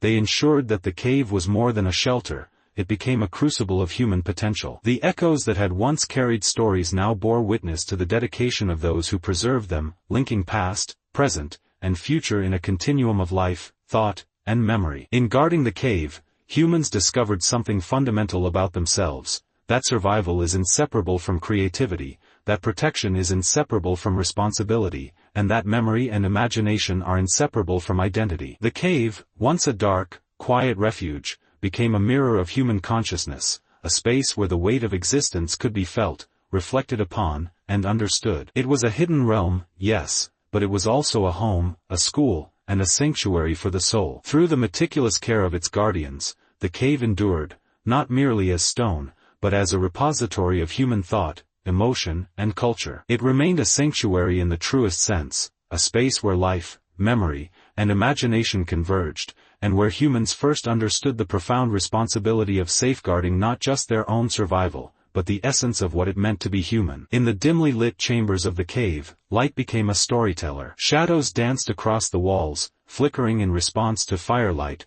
the movement of humans, and the contours of stone. Over time, these shifting silhouettes developed into a language of their own, a complex interplay of perception, intuition, and symbolic meaning. Humans began to read the cave as a text, interpreting its shapes and forms to navigate space, convey messages, and express ideas that transcended spoken words. The language of shadows emerged naturally from necessity. In darkness, traditional communication was limited. Sound could carry only so far, and gestures were obscured by the cavern's recesses. Yet humans discovered that movement in relation to light could transmit intention, emotion, and instruction with remarkable clarity. A hand passing in front of a flickering flame could signal danger. A crouched figure could warn of a predator's approach. The elongated forms of bodies moving in unison could coordinate hunting or ritual practices. Shadows became a medium, a silent yet profoundly expressive language that bridged the physical and the conceptual. But this language was more than practical. It was poetic. Humans discovered the aesthetic possibilities of light and dark, realizing that shadows could evoke emotion, wonder, and reflection. The interplay between firelight and rock created ephemeral canvases where shapes transformed with each movement, each breath of air. A single flicker could animate a scene of hunting,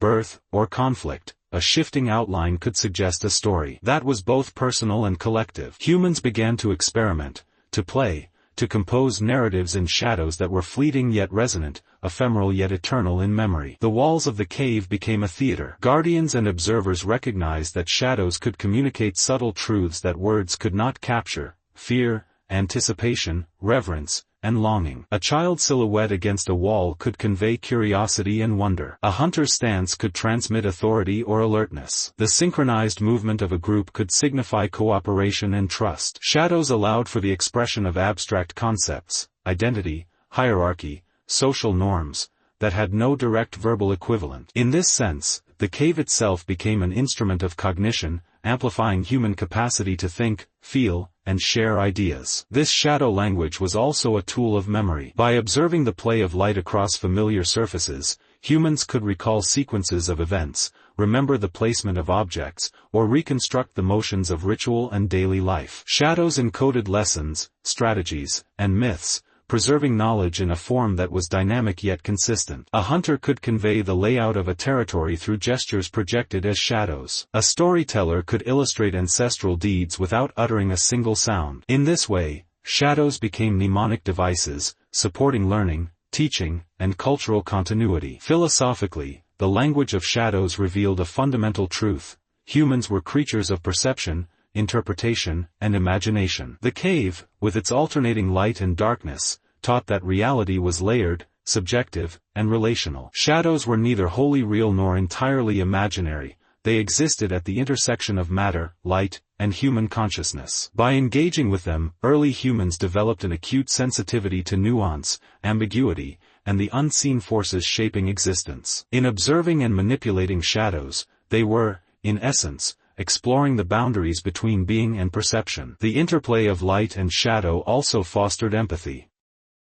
Observers learned to anticipate the actions and intentions of others by interpreting subtle cues in movement and form. Coordination in hunting, defense, and ritual became more refined as humans honed their ability to read shadows, to understand the unspoken and to respond appropriately. The cave's darkness became a laboratory for social intelligence, a space where humans tested their understanding of one another and the environment. Through shadows, they practiced cooperation, intuition, and moral reasoning long before words could fully capture these concepts. Artistic expression merged seamlessly with functional communication. Figures painted on the walls often corresponded with their shadowed counterparts, creating layered narratives that unfolded in firelight. A bison etched into stone could be animated by flickering flames.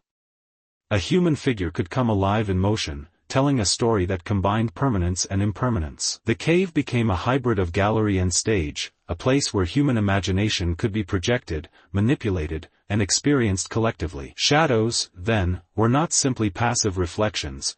they were active participants in the shaping of culture and consciousness. Ritual practices often incorporated shadow play. Initiation ceremonies, seasonal rites, and communal gatherings made use of light and form to convey symbolism and moral lessons. Shadows became sacred intermediaries, representing spirits, ancestors, or cosmic forces that were otherwise invisible. Participants understood that manipulating light could summon presence, convey power, or induce reflection. In this way, the cave's shadowed language extended beyond practical communication, entering the realm of the spiritual, the philosophical, and the symbolic. The language of shadows also emphasized temporality. Unlike painted figures, which were static, shadows moved and changed, reminding observers that life itself was fleeting. The flicker of a flame, the sway of a body, the ripple of a pool of water, all underscored the impermanence of existence and the constant flux of reality. Humans internalized this lesson: to observe carefully, to act thoughtfully,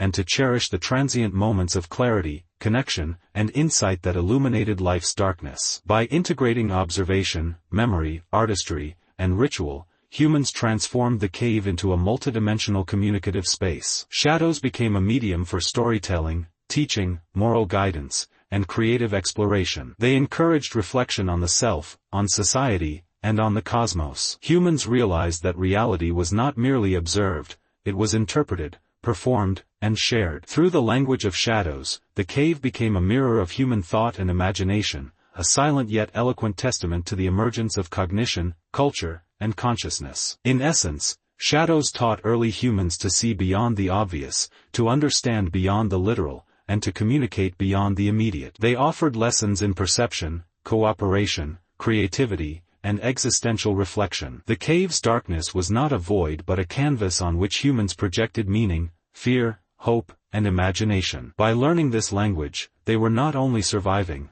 they were evolving. They were beginning to articulate the contours of human experience itself, long before the invention of written language or spoken narrative. Thus, the cave, through the flicker of firelight and the dance of shadows, became a classroom, a stage, and a sanctuary. It revealed that language, in its deepest sense, is not confined to words. It is a dynamic interplay of perception, action, and meaning. And in mastering the language of shadows, humans began to glimpse the profound power of interpretation, the power to create worlds, preserve memory, and communicate across the boundaries of time and existence. The cave was more than stone and shadow, it was a vessel of memory, carrying echoes of countless lives that had passed through its corridors. Every footprint in the dust, every groove etched into the rock, every faint smear of pigment on the walls spoke to the presence of those who came before. These traces were not merely physical, they were voices resonating across time, whispering lessons, warnings, and stories. Humans who entered the cave felt these echoes keenly,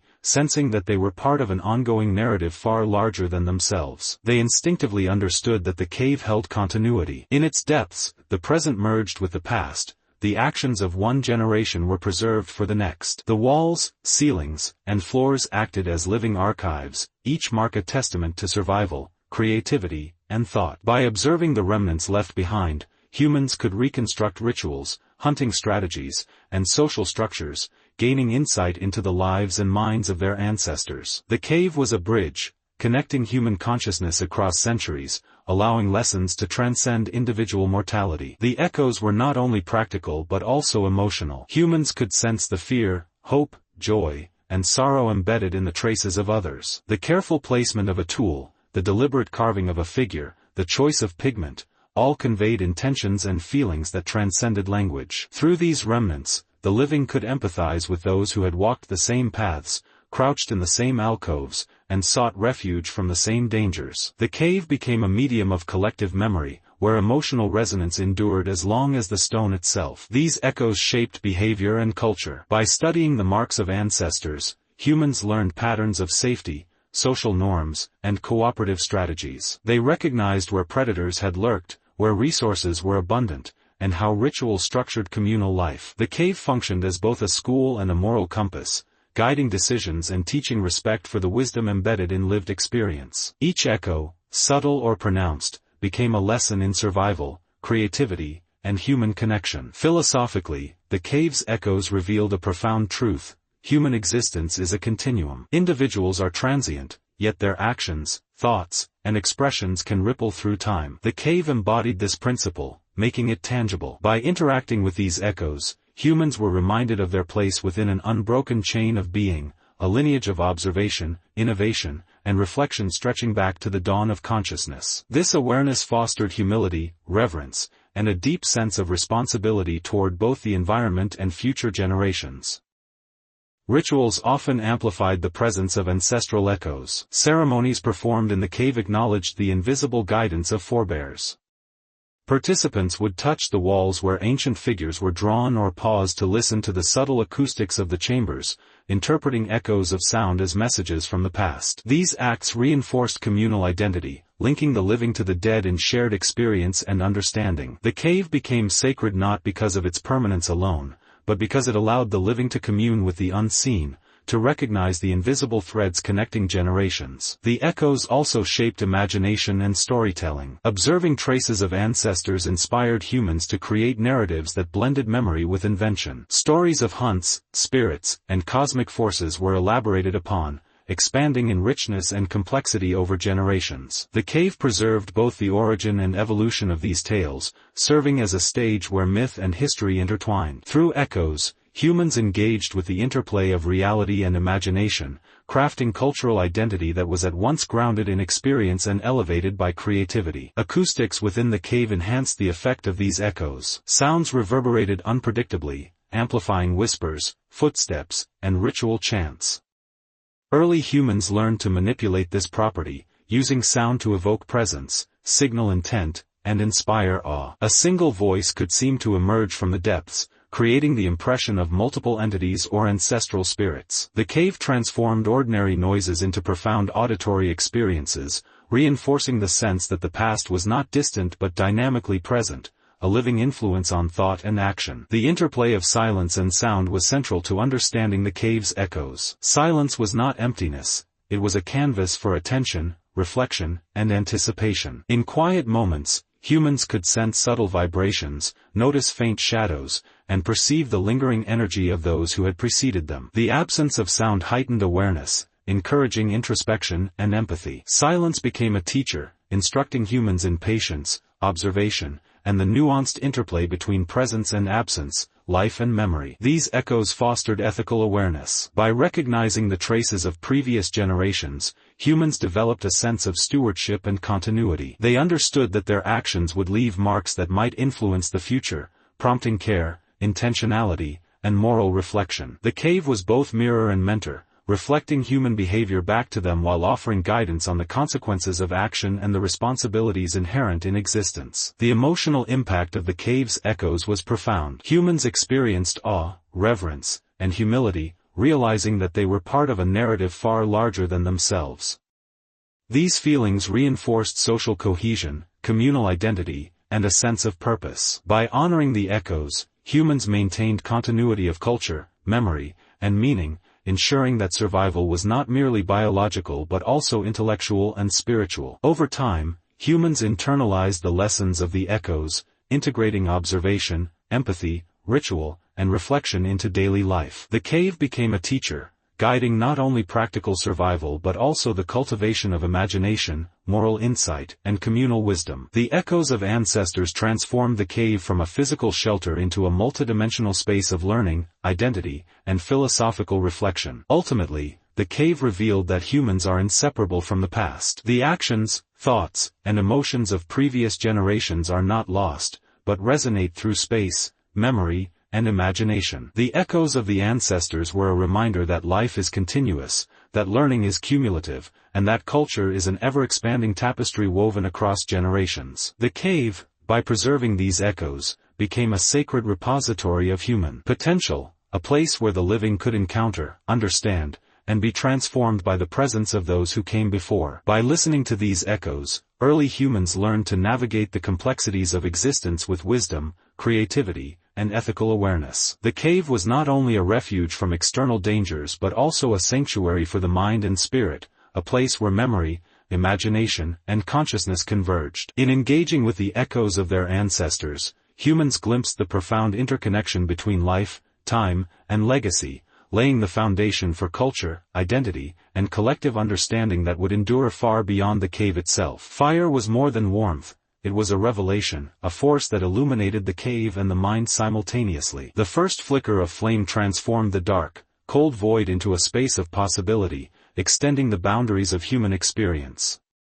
In its light, shadows danced on walls, creating illusions that were both terrifying and mesmerizing. Early humans quickly realized that fire was not merely a tool for survival, but a teacher that demanded observation, respect, and curiosity. Its unpredictability carried lessons. One moment it nurtured life, the next it threatened annihilation. The cave, with fire at its heart, became a theater of learning. Flames revealed contours of rock and depths of passageways, allowing humans to explore safely. They observed how the fire's light shifted, how shadows elongated and merged, and how movement was amplified or obscured. This understanding of light and darkness was more than practical. It shaped perception, imagination, and awareness. Humans learned to read the cave in new ways, to anticipate danger, and to interpret subtle changes in their environment. Fire taught observation as much as survival, enhancing cognition and attention. Fire's lessons extended to social cohesion. Gathering around the flames encouraged communication, storytelling, and the sharing of knowledge. The circle of warmth became a space where experiences were exchanged,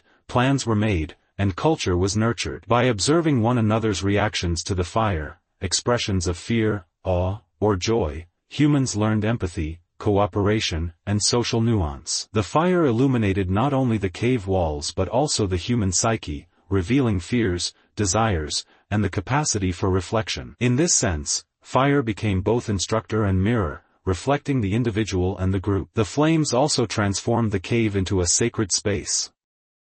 Rituals often centered around fire, recognizing its dual nature as protector and potential destroyer. Humans developed ceremonies, chants, and offerings, seeking harmony with the elemental force that controlled life and death within the cave. The crackling sound of burning wood became part of the ritual landscape, punctuating silence and echoing in the chambers.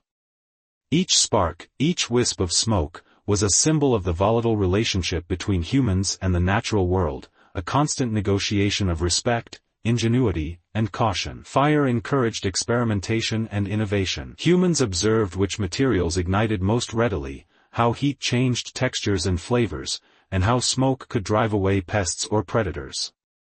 This process of trial and error fostered curiosity, problem-solving, and creativity. Every success and failure was a lesson, contributing to a growing body of knowledge that extended beyond immediate survival. In learning to control fire, humans began to understand cause and effect, predict outcomes, and manipulate their environment intentionally, skills foundational to technological advancement. Emotionally, fire was a companion and a comfort. The warmth it provided soothed cold bodies and anxious minds. Humans could sit quietly, mesmerized by the flickering flames, feeling a sense of continuity and presence. Fire became a locus of reflection, a medium through which humans could contemplate mortality, existence, and the mysteries of the world beyond the cave. The rhythmic dance of flames mirrored internal states, evoking calm introspection and sometimes wonder bordering on the mystical. In these moments, fire was as much a teacher of inner life as it was of external survival. Philosophically, fire represented transformation. It was both a destroyer and creator, reducing wood to ash while generating light and warmth. Humans recognized this duality and began to internalize its lessons. Life itself was transient, fragile, and subject to forces beyond control, yet it was also generative, resilient, and capable of producing beauty and insight. Fire taught balance, respect for its power, appreciation for its gifts, and mindfulness of the consequences of misuse. In this way, the cave and its fire became a crucible not only of survival but also of consciousness and ethical awareness. Fire amplified the cave's acoustic properties, turning ordinary speech into resonant communication. Stories, warnings, and songs reverberated off stone surfaces, creating a layered auditory experience. Humans learned to use this resonance intentionally, modulating pitch, tone, and timing to communicate effectively and evoke emotion. The interplay of sound and flame enhanced memory retention, aiding in the transmission of knowledge and tradition. Humans were not merely surviving around the fire, they were learning to craft culture, using light and sound as tools for cognition and connection. The presence of fire also influenced perception of time. Hours spent watching flames pass slowly into night created a sense of temporal expansion. Humans could observe minute changes, the decay of embers, the growth of sparks, the shifting of shadows, encouraging patience, attentiveness, and long-term thinking. This temporal awareness reinforced planning, foresight, and strategic behavior, essential skills for life within and beyond the cave. Fire, in its quiet persistence, taught humans to measure and respect time as a resource as valuable as food or shelter. Survival lessons learned from fire were profound. The warmth it provided allowed for rest and recovery, reducing vulnerability to cold and predation. Cooked food became more digestible and nutritious, enhancing health and energy. Fire's light extended waking hours, enabling preparation, defense, and observation. Humans began to coordinate activities around fire cycles, establishing routines and social structures that increased the chances of survival. Mastery of fire was not merely a technical achievement, it was a transformative event that elevated humans from passive participants in their environment to active architects of their destiny. The psychological impact of fire was equally significant. Flames inspired awe, fear, and reverence, invoking a sense of the sublime. Humans recognized that they were harnessing a force beyond their full comprehension, yet capable of profound benefit. This recognition cultivated humility, respect, and ethical reflection. By confronting the duality of fire, humans practiced discernment, patience, and responsibility, virtues that extended to social relations, environmental stewardship, and cultural development. Fire's influence reached into imagination and storytelling. The flickering light cast moving shapes on cave walls, inspiring depictions of animals, humans, and abstract symbols. Shadows became narrative tools, visual metaphors for fear, desire, and the unknown. Humans could dramatize events, create myths, and explore symbolic thought, all catalyzed by the interplay of flame and stone. In this way, fire was not only a practical teacher but also a creative muse, fueling cultural expression and the evolution of consciousness. In summary, fire was a teacher that transcended its immediate function. It illuminated the cave physically, mentally, and spiritually. It nurtured survival, social cohesion, creativity, ethical reflection, and philosophical awareness. By engaging with fire, humans learned to interpret the world, anticipate consequences, collaborate, and imagine. Fire transformed the cave from a mere shelter into a crucible of human development, a place where intelligence, culture, and consciousness converged. The lessons of fire extended beyond the walls, shaping generations, and laying the foundation for civilization itself. Ultimately, the cave with its fire was a school without walls, a living laboratory where humans discovered the potential of thought, community, and imagination. In observing, tending, and revering the flames, humans not only ensured survival, they learned the meaning of mastery, responsibility, and the profound interconnectedness of life. Fire, as a teacher, revealed that the world was not merely to be endured but understood, shaped, and celebrated, illuminating the path from instinct to intellect, from survival to civilization.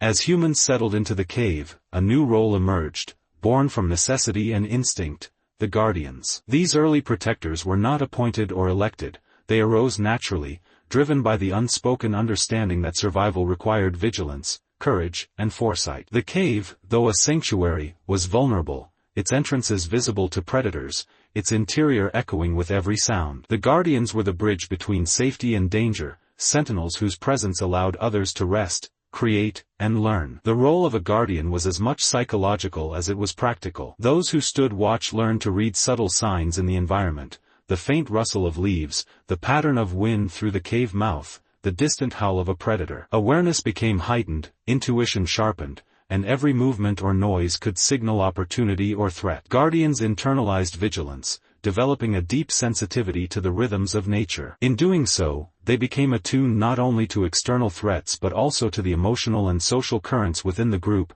sensing fear, anxiety, and confidence among their companions. Guardianship was a communal necessity, creating a balance between individual courage and collective survival. While some rested or prepared food, others patrolled, ensuring the cave remained a haven. This division of labor fostered trust, interdependence, and social cohesion. Humans observed that their safety relied not solely on the strength of one individual but on the coordination and commitment of many. Each guardian, by dedicating themselves to vigilance, reinforced a shared understanding: survival was a collaborative endeavor requiring sacrifice, attention, and responsibility. The psychological burden of guardianship was immense. Guardians endured isolation, tension, and fear while others slept peacefully. Yet these experiences forged resilience, patience, and emotional fortitude. In moments of extreme danger, a sudden predator appearance or a violent storm, the guardian's courage could determine the survival of the entire group. This responsibility cultivated leadership,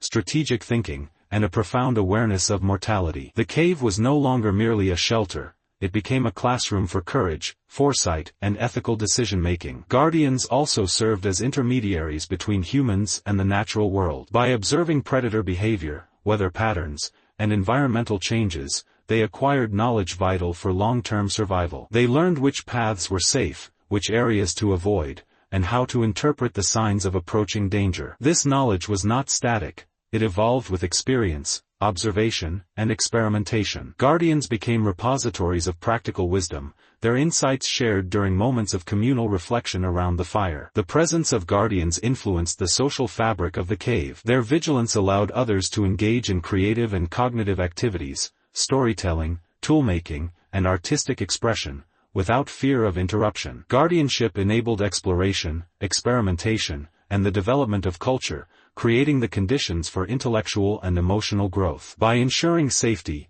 guardians indirectly nurtured imagination, reflection, and the emergence of complex thought. The cave, under their watchful eyes, became a laboratory of human potential. Emotionally, guardianship carried both pride and solitude. Guardians experienced the fulfillment of protecting life, witnessing the gratitude and trust of their companions.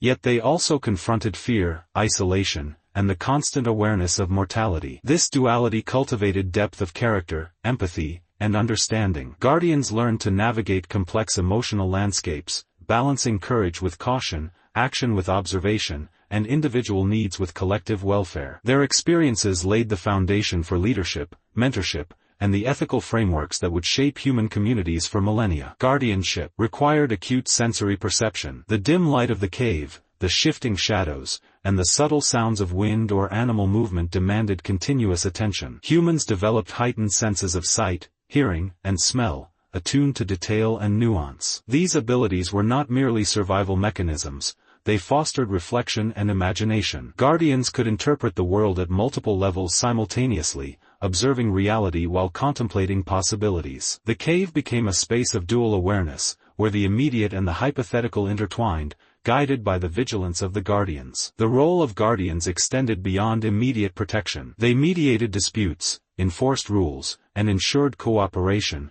shaping the ethical and social norms of the group. Their authority was grounded not in power alone but in experience, judgment, and the recognition of communal need. Guardians became the living embodiment of accountability, their actions demonstrating the interplay between freedom and responsibility, courage and restraint. In this way, the cave functioned as both sanctuary and school, with guardians as instructors in ethics, vigilance, and leadership. Guardianship also fostered innovation. Protecting the cave required ingenuity, creating barriers, enhancing visibility, or developing signals and alerts.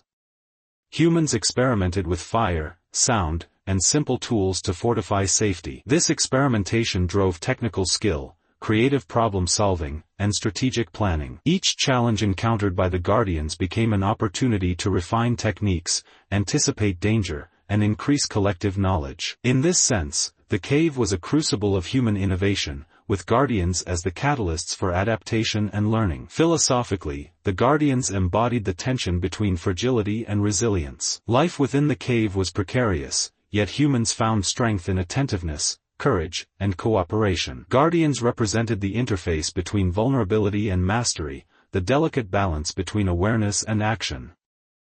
Their role highlighted the interdependence of individuals and the environment, emphasizing that survival was never solitary but relational. By observing, protecting, and guiding, Guardians internalized the principles of foresight, prudence, and ethical responsibility, lessons that echoed far beyond the cave walls. The presence of Guardians reinforced temporal awareness. By monitoring changes in weather, animal behavior, and environmental conditions, humans began to perceive patterns and cycles. This understanding of time, rhythm, and causality was crucial for planning and long-term survival. Guardians internalized the cadence of nature, aligning human activity with environmental cues. This temporal attunement cultivated patience, strategic thinking, and anticipation, skills essential for thriving in a world of uncertainty. Guardianship nurtured the imagination as well. Shadows and echoes within the cave, amplified by the vigilance of sentinels, created a dynamic stage for storytelling and symbolic thought. Humans began to interpret patterns, assign meaning, and craft narratives that integrated observation with imagination. The cave became a canvas for both practical knowledge and creative expression, where vigilance and reflection intertwined. Guardians, by preserving safety and enabling exploration, indirectly fostered the emergence of culture, myth, and artistic representation. Socially, guardianship strengthened trust and mutual dependence. Humans learned to rely on one another, understanding that individual effort contributed to collective well-being. The cave was not merely a refuge but a community structured around roles, responsibilities, and shared purpose. Guardians exemplified commitment, discipline, and ethical action, reinforcing the values essential for cooperation and survival. Their presence demonstrated that security, culture, and consciousness were interlinked, each dependent on vigilance, care, and foresight. Emotionally, the cave under guardianship was a space of reassurance and reflection. Humans could sleep, work, and create without constant fear, knowing that protectors watched and anticipated danger. This security fostered psychological stability, allowing curiosity, empathy, and intellectual engagement to flourish. The cave became a sanctuary not only from physical threats but also from existential anxiety, a place where the human mind could expand within safe boundaries, guided by the attentiveness of its first protectors. In conclusion, the guardians were the unsung architects of survival, culture, and consciousness. By protecting the cave and its inhabitants, they enabled reflection, creativity, ethical awareness, and social cohesion. Their vigilance transformed the cave into a laboratory of human potential, where survival, imagination, and ethical understanding coalesced. The lessons of guardianship, courage, foresight, cooperation, and attentiveness, shaped not only immediate survival but the trajectory of human development itself. Ultimately, the first guardians embodied the principle that safety and growth are inseparable. By standing watch, observing, and intervening when necessary, they demonstrated that human flourishing depends on care, responsibility, and the delicate balance between fear and courage. The cave, under their watch, was not merely a shelter, it was a sanctuary, a school, and a crucible preparing humans to face the wider, unpredictable world beyond its walls. Though the cave provided safety and community,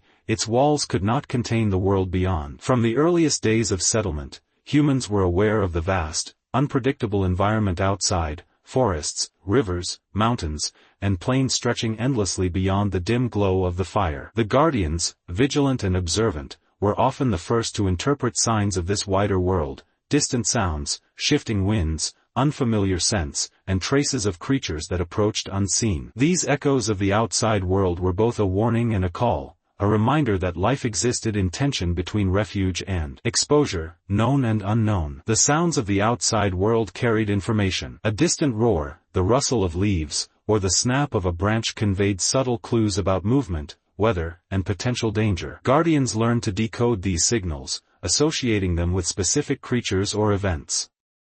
Early humans, attuned to these auditory patterns, developed a form of proto-analysis, linking sound with consequence. Every echo became a thread in the tapestry of survival, connecting perception to action, fear to preparation, and observation to strategy. Visual cues from the outside world reinforced these lessons. Shadows cast by moving trees, glimmers of sunlight through leaves, and the shifting forms of distant animals allowed humans to interpret space, distance, and motion. Observation became an art as much as a necessity. Humans began to notice patterns, rhythms, and anomalies in the environment, cultivating foresight and spatial intelligence. The cave, while a fixed sanctuary, became a vantage point from which the mysteries of the world could be observed safely, providing a bridge between security and exploration. The outside world introduced unpredictability. Storms could arrive without warning, predators could roam near, and environmental conditions could shift dramatically. These uncertainties demanded adaptability. Humans learned to anticipate, improvise,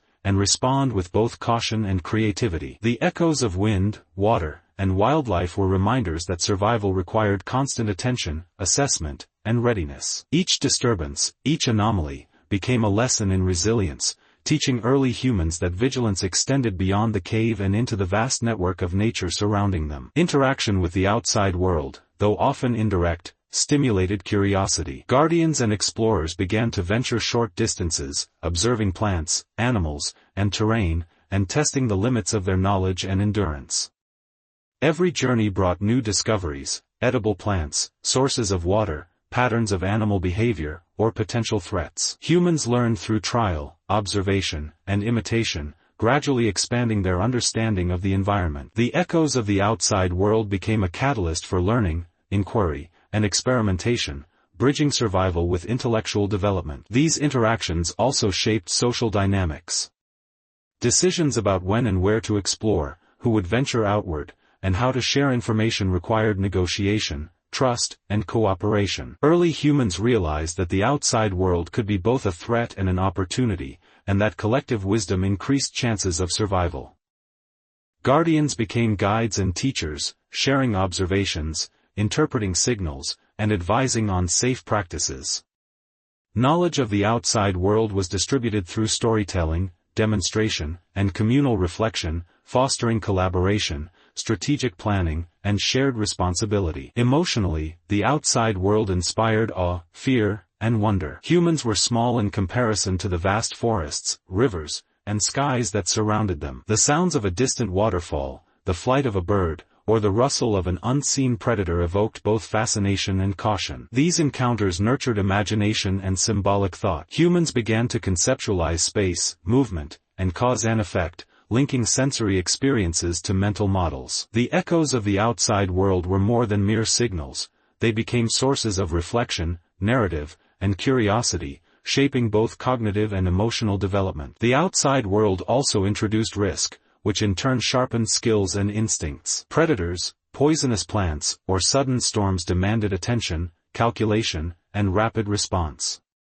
Early humans learned to balance exploration with caution, curiosity with vigilance. Guardians, as intermediaries between the cave and the unknown, embodied this balance. They monitored the environment, interpreted its signs, and prepared the group for potential threats. By mediating between safety and exposure, Guardians transformed encounters with the outside into opportunities for learning and growth rather than merely hazards. Patterns in the outside world offered lessons in prediction and planning. Observing seasonal changes, animal migration, and celestial movements allowed humans to anticipate environmental shifts. These insights informed decisions about food gathering, shelter, and movement. The echoes of wind, rain, and wildlife became data points in a growing internal map of the world. Humans learned to connect cause and effect, linking observations to outcomes, and gradually developed a framework for understanding both natural cycles and their own place within them. The outside world stimulated technological innovation. Humans experimented with tools for hunting, defense, and navigation. Stones were shaped into weapons, fires were controlled and extended beyond the cave, and rudimentary shelters were tested outside the safety of the familiar. Each encounter with the environment inspired adaptation and ingenuity, encouraging problem-solving and the refinement of skills. Guardians, by observing and sharing successful strategies, became mentors in this process, fostering a culture of innovation, practical intelligence, and resourcefulness. Interaction with the outside world also reinforced ethical and social learning. Early humans observed the consequences of risk-taking, cooperation, and leadership. They saw how courage and prudence affected survival, how collective effort mitigated danger, and how trust and communication were essential for coordinated action. The echoes of the outside world became mirrors, reflecting both the potential and limitations of human behavior, emphasizing responsibility, foresight, and interdependence. Spiritually and philosophically, the outside world inspired reflection on existence, mortality, and the unknown. The vastness beyond the cave, the unpredictability of storms, and the majesty of the natural world evoked a sense of humility and wonder. Humans began to contemplate forces greater than themselves, to recognize their vulnerability and capacity for resilience, and to seek meaning in the patterns and rhythms of life. These reflections laid the foundation for symbolic thought, mythology, and early cosmologies, connecting observation with imagination, fear with reverence, and survival with contemplation. In conclusion, the echoes of the outside world shaped every dimension of early human life. They informed practical decisions,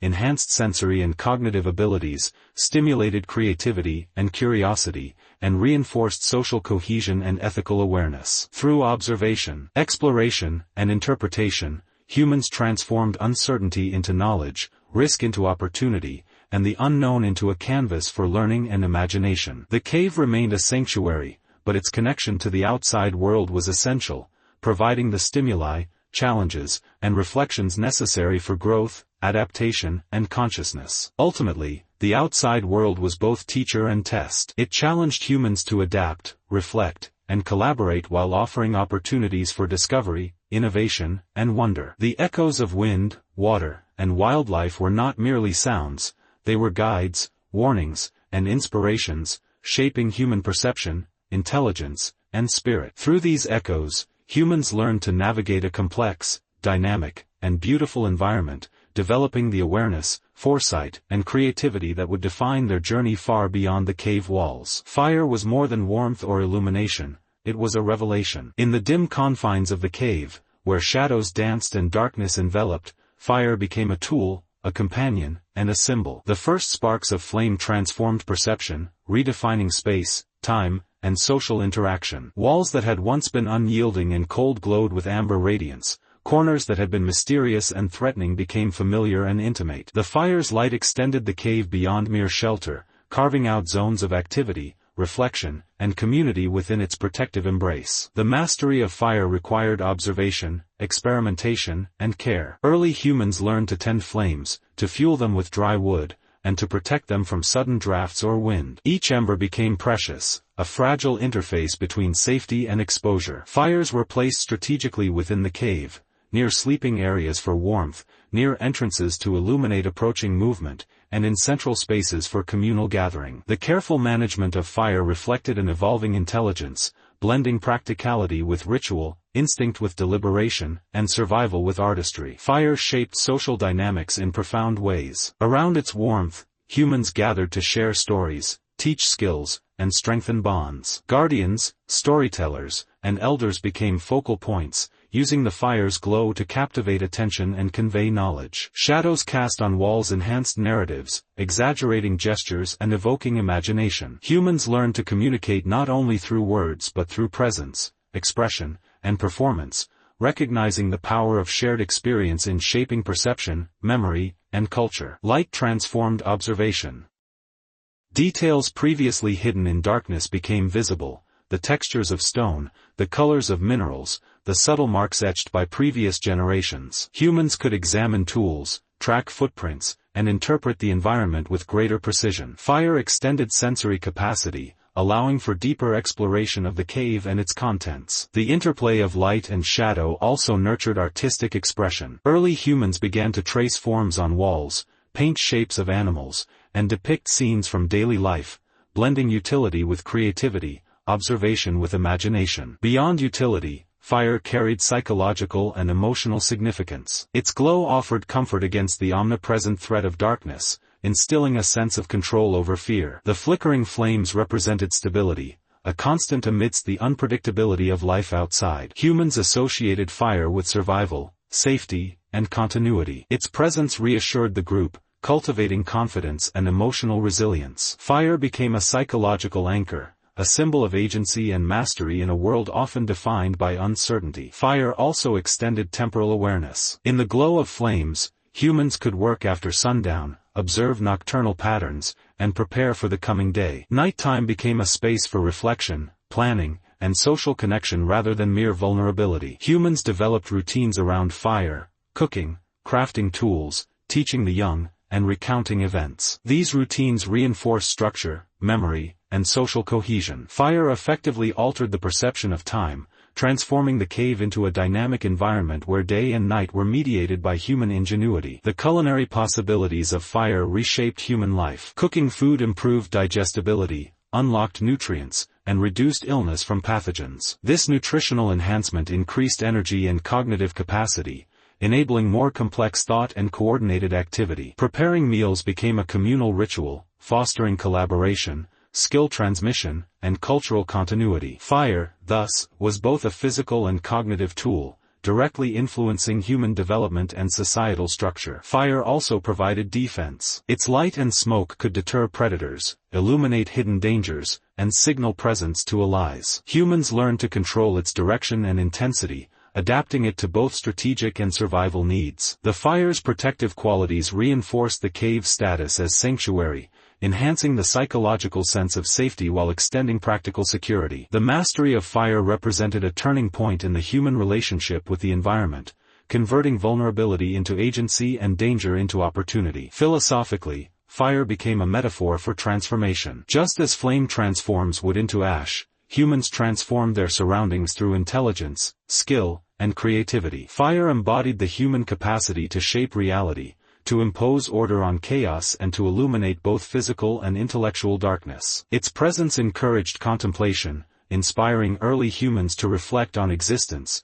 impermanence, and the power of deliberate action. Fire, in its warmth and illumination, became a mirror for human potential, resilience, and imagination. The interplay of light and shadow also influenced spirituality and symbolic thought. Flickering flames cast moving images on walls, evoking life, motion, and narrative. Humans began to associate patterns with meaning, giving rise to symbolic interpretation and early ritual. The cave, bathed in firelight, became both theater and sanctuary, a space where the tangible and intangible intertwine. Fire enabled humans to externalize thought, imagination, and collective memory, creating an environment rich with meaning, reflection, and connection. Fire also encouraged experimentation and innovation. Humans learned to produce sparks using stone and friction, transport embers, and maintain controlled flames. These innovations extended human reach, both geographically and temporally, and laid the foundation for technological development. The care and understanding required to manage fire fostered planning,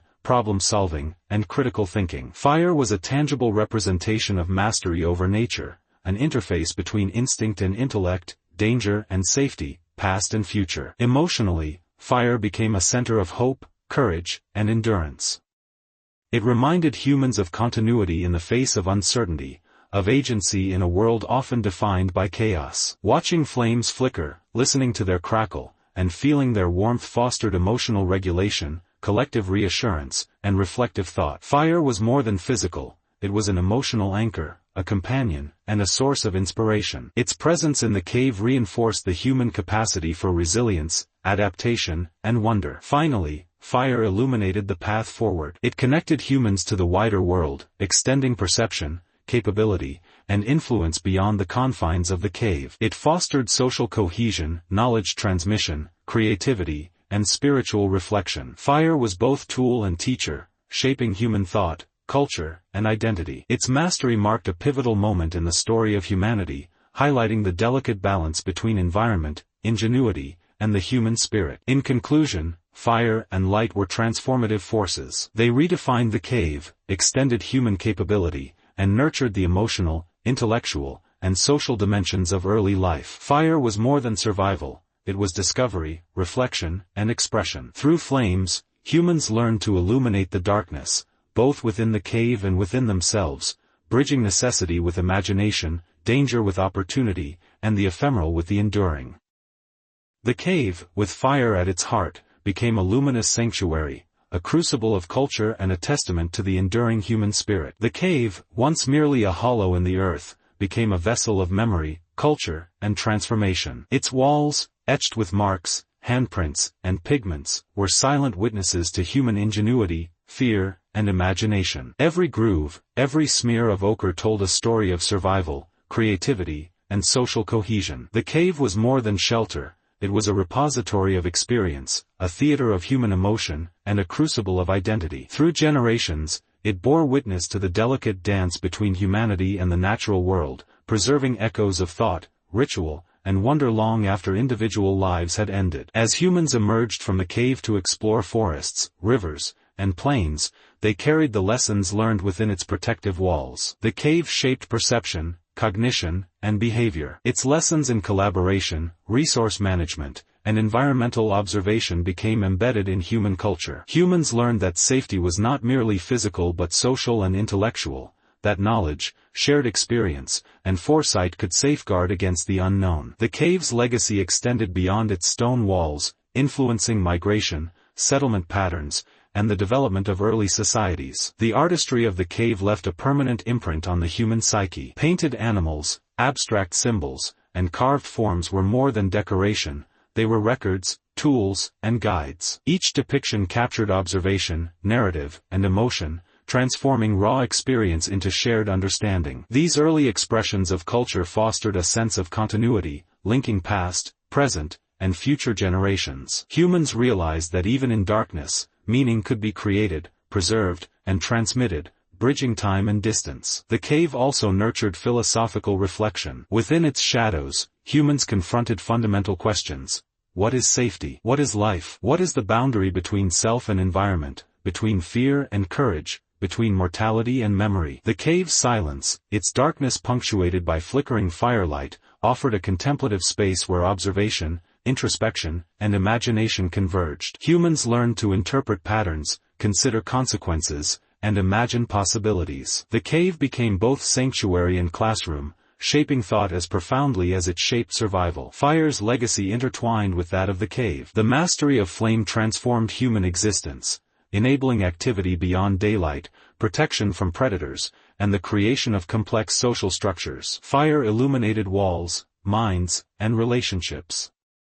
Its presence encouraged communal gathering, storytelling, and reflection. Humans realized that the ability to manipulate natural forces carried responsibility and opportunity. The cave, bathed in light and warmth, became a symbol of human agency and resilience, a space where intellect, emotion, and creativity converged. The cave's influence extended to human identity. Individuals recognized themselves as part of a collective, bound by shared experience, knowledge, and survival. Rituals, oral histories, and collaborative practices forged a sense of belonging. The cave's intimate spaces encouraged cooperation and observation, teaching humans that survival depended on empathy, communication, and mutual support. Early humans internalized these lessons, carrying them into the wider world, shaping the development of communities, hierarchies, and social norms. Beyond human development, the cave left a mark on imagination. Its shadowy recesses, echoing chambers, and mysterious stalactites inspired storytelling, myth-making, and symbolic thought. The cave was simultaneously real and metaphorical, a place of refuge, a portal to the unknown, and a stage for creativity. Humans projected fears, hopes, and aspirations onto its walls, transforming stone into narrative. This imaginative capacity, fostered by the cave environment, would resonate through centuries, influencing art, culture, and philosophy long after its direct use had faded. The cave's legacy is also environmental. Humans learned to read landscapes, understand resources, and anticipate danger. Lessons in shelter selection, water management, and seasonal movement became foundational. The cave served as a controlled microcosm of the natural world, allowing observation, experimentation, and adaptation. Humans developed ecological awareness, recognizing interdependence with animals, plants, and terrain. This foundational understanding of environment and survival laid the groundwork for future civilizations, agriculture, and exploration. In a broader sense, the cave represents continuity and permanence amidst impermanence. While humans are mortal and landscapes change, the cave endures. Its walls preserve traces of thought, action, and expression across millennia. For modern humans, visiting such caves evokes awe and reflection, connecting us to ancestors whose ingenuity and resilience shaped our species. The cave's endurance reminds us of the power of observation, collaboration, and creativity, the same qualities that allowed humans to flourish, innovate, and explore. The cave's philosophical significance deepens when considering time. Within its quiet chambers, humans experienced a slower, more deliberate rhythm, attuned to fire, seasons, and survival. The cave taught patience, foresight, and the consequences of action. These temporal lessons shaped cognition, planning, and societal structures. Humans learned that life is a continuum, each decision echoing forward. The cave, as both physical and conceptual space, became a repository of temporal wisdom, linking generations through reflection, learning, and memory. Emotionally, the cave nurtured resilience and courage. Its shelter offered security, its darkness invoked introspection, and its fire sparked community. Humans discovered that fear could be managed, that danger could be anticipated, and that comfort could be created through effort and understanding. These lessons fostered psychological endurance, emotional regulation, and social cohesion. The cave's influence on human development extended beyond survival, shaping the emotional intelligence and empathy necessary for complex societies. As humans spread across continents, the cave's legacy was carried forward in architecture, ritual, and culture. Huts, longhouses, temples, and fortifications echo the lessons learned in early shelters. Storytelling, art, and symbolism evolved from cave expressions, embedding continuity in culture and cognition. Fire, ritual, and communal gathering, practices first honed within caves, persisted in human societies, demonstrating the enduring relevance of early discoveries and adaptations.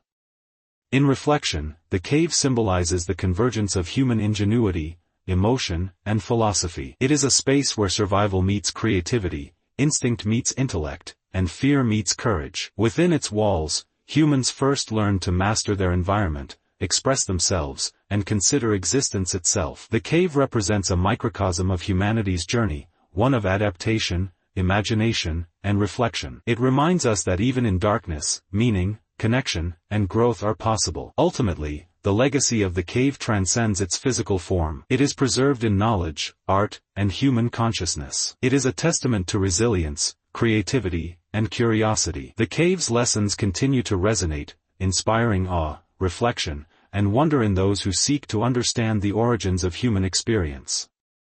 Its story is one of survival and transcendence, a symbol of humanity's ability to illuminate darkness, forge connections, and leave enduring marks on both the earth and the mind. In the end, the cave is more than a place, it is a living archive, a teacher, and a mirror of what it means to be human. It reminds us that safety, wisdom, and creativity often emerge in the quietest, most unassuming places. The cave, with its echoes of fire, shadow, and human presence, continues to guide us, offering insight into the past and inspiration for the future. Its legacy endures not just in stone but in the human spirit, forever bridging the gap between survival and civilization, between fear and imagination, between mortality and meaning. The cave, beyond its role as shelter, became humanity's first classroom. Its walls, floors, and chambers were not merely physical spaces but dynamic environments for observation, experimentation, and learning. Each nook held lessons in physics, biology, and social coordination,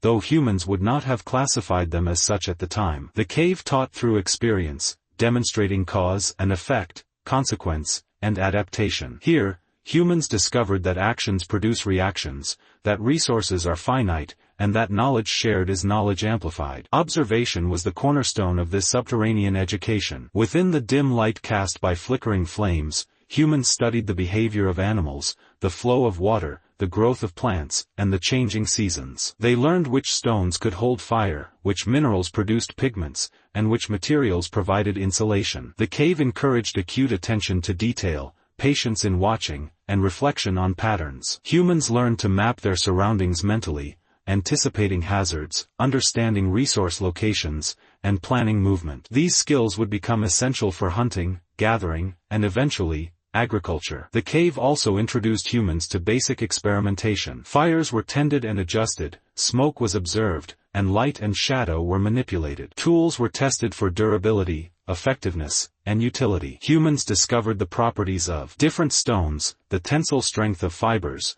and the reactions of natural substances when combined. The cave allowed trial and error in a relatively controlled environment, where mistakes were less catastrophic than in open landscapes. Through repeated testing, observation, and refinement, humans began to accumulate practical knowledge that could be transferred across generations.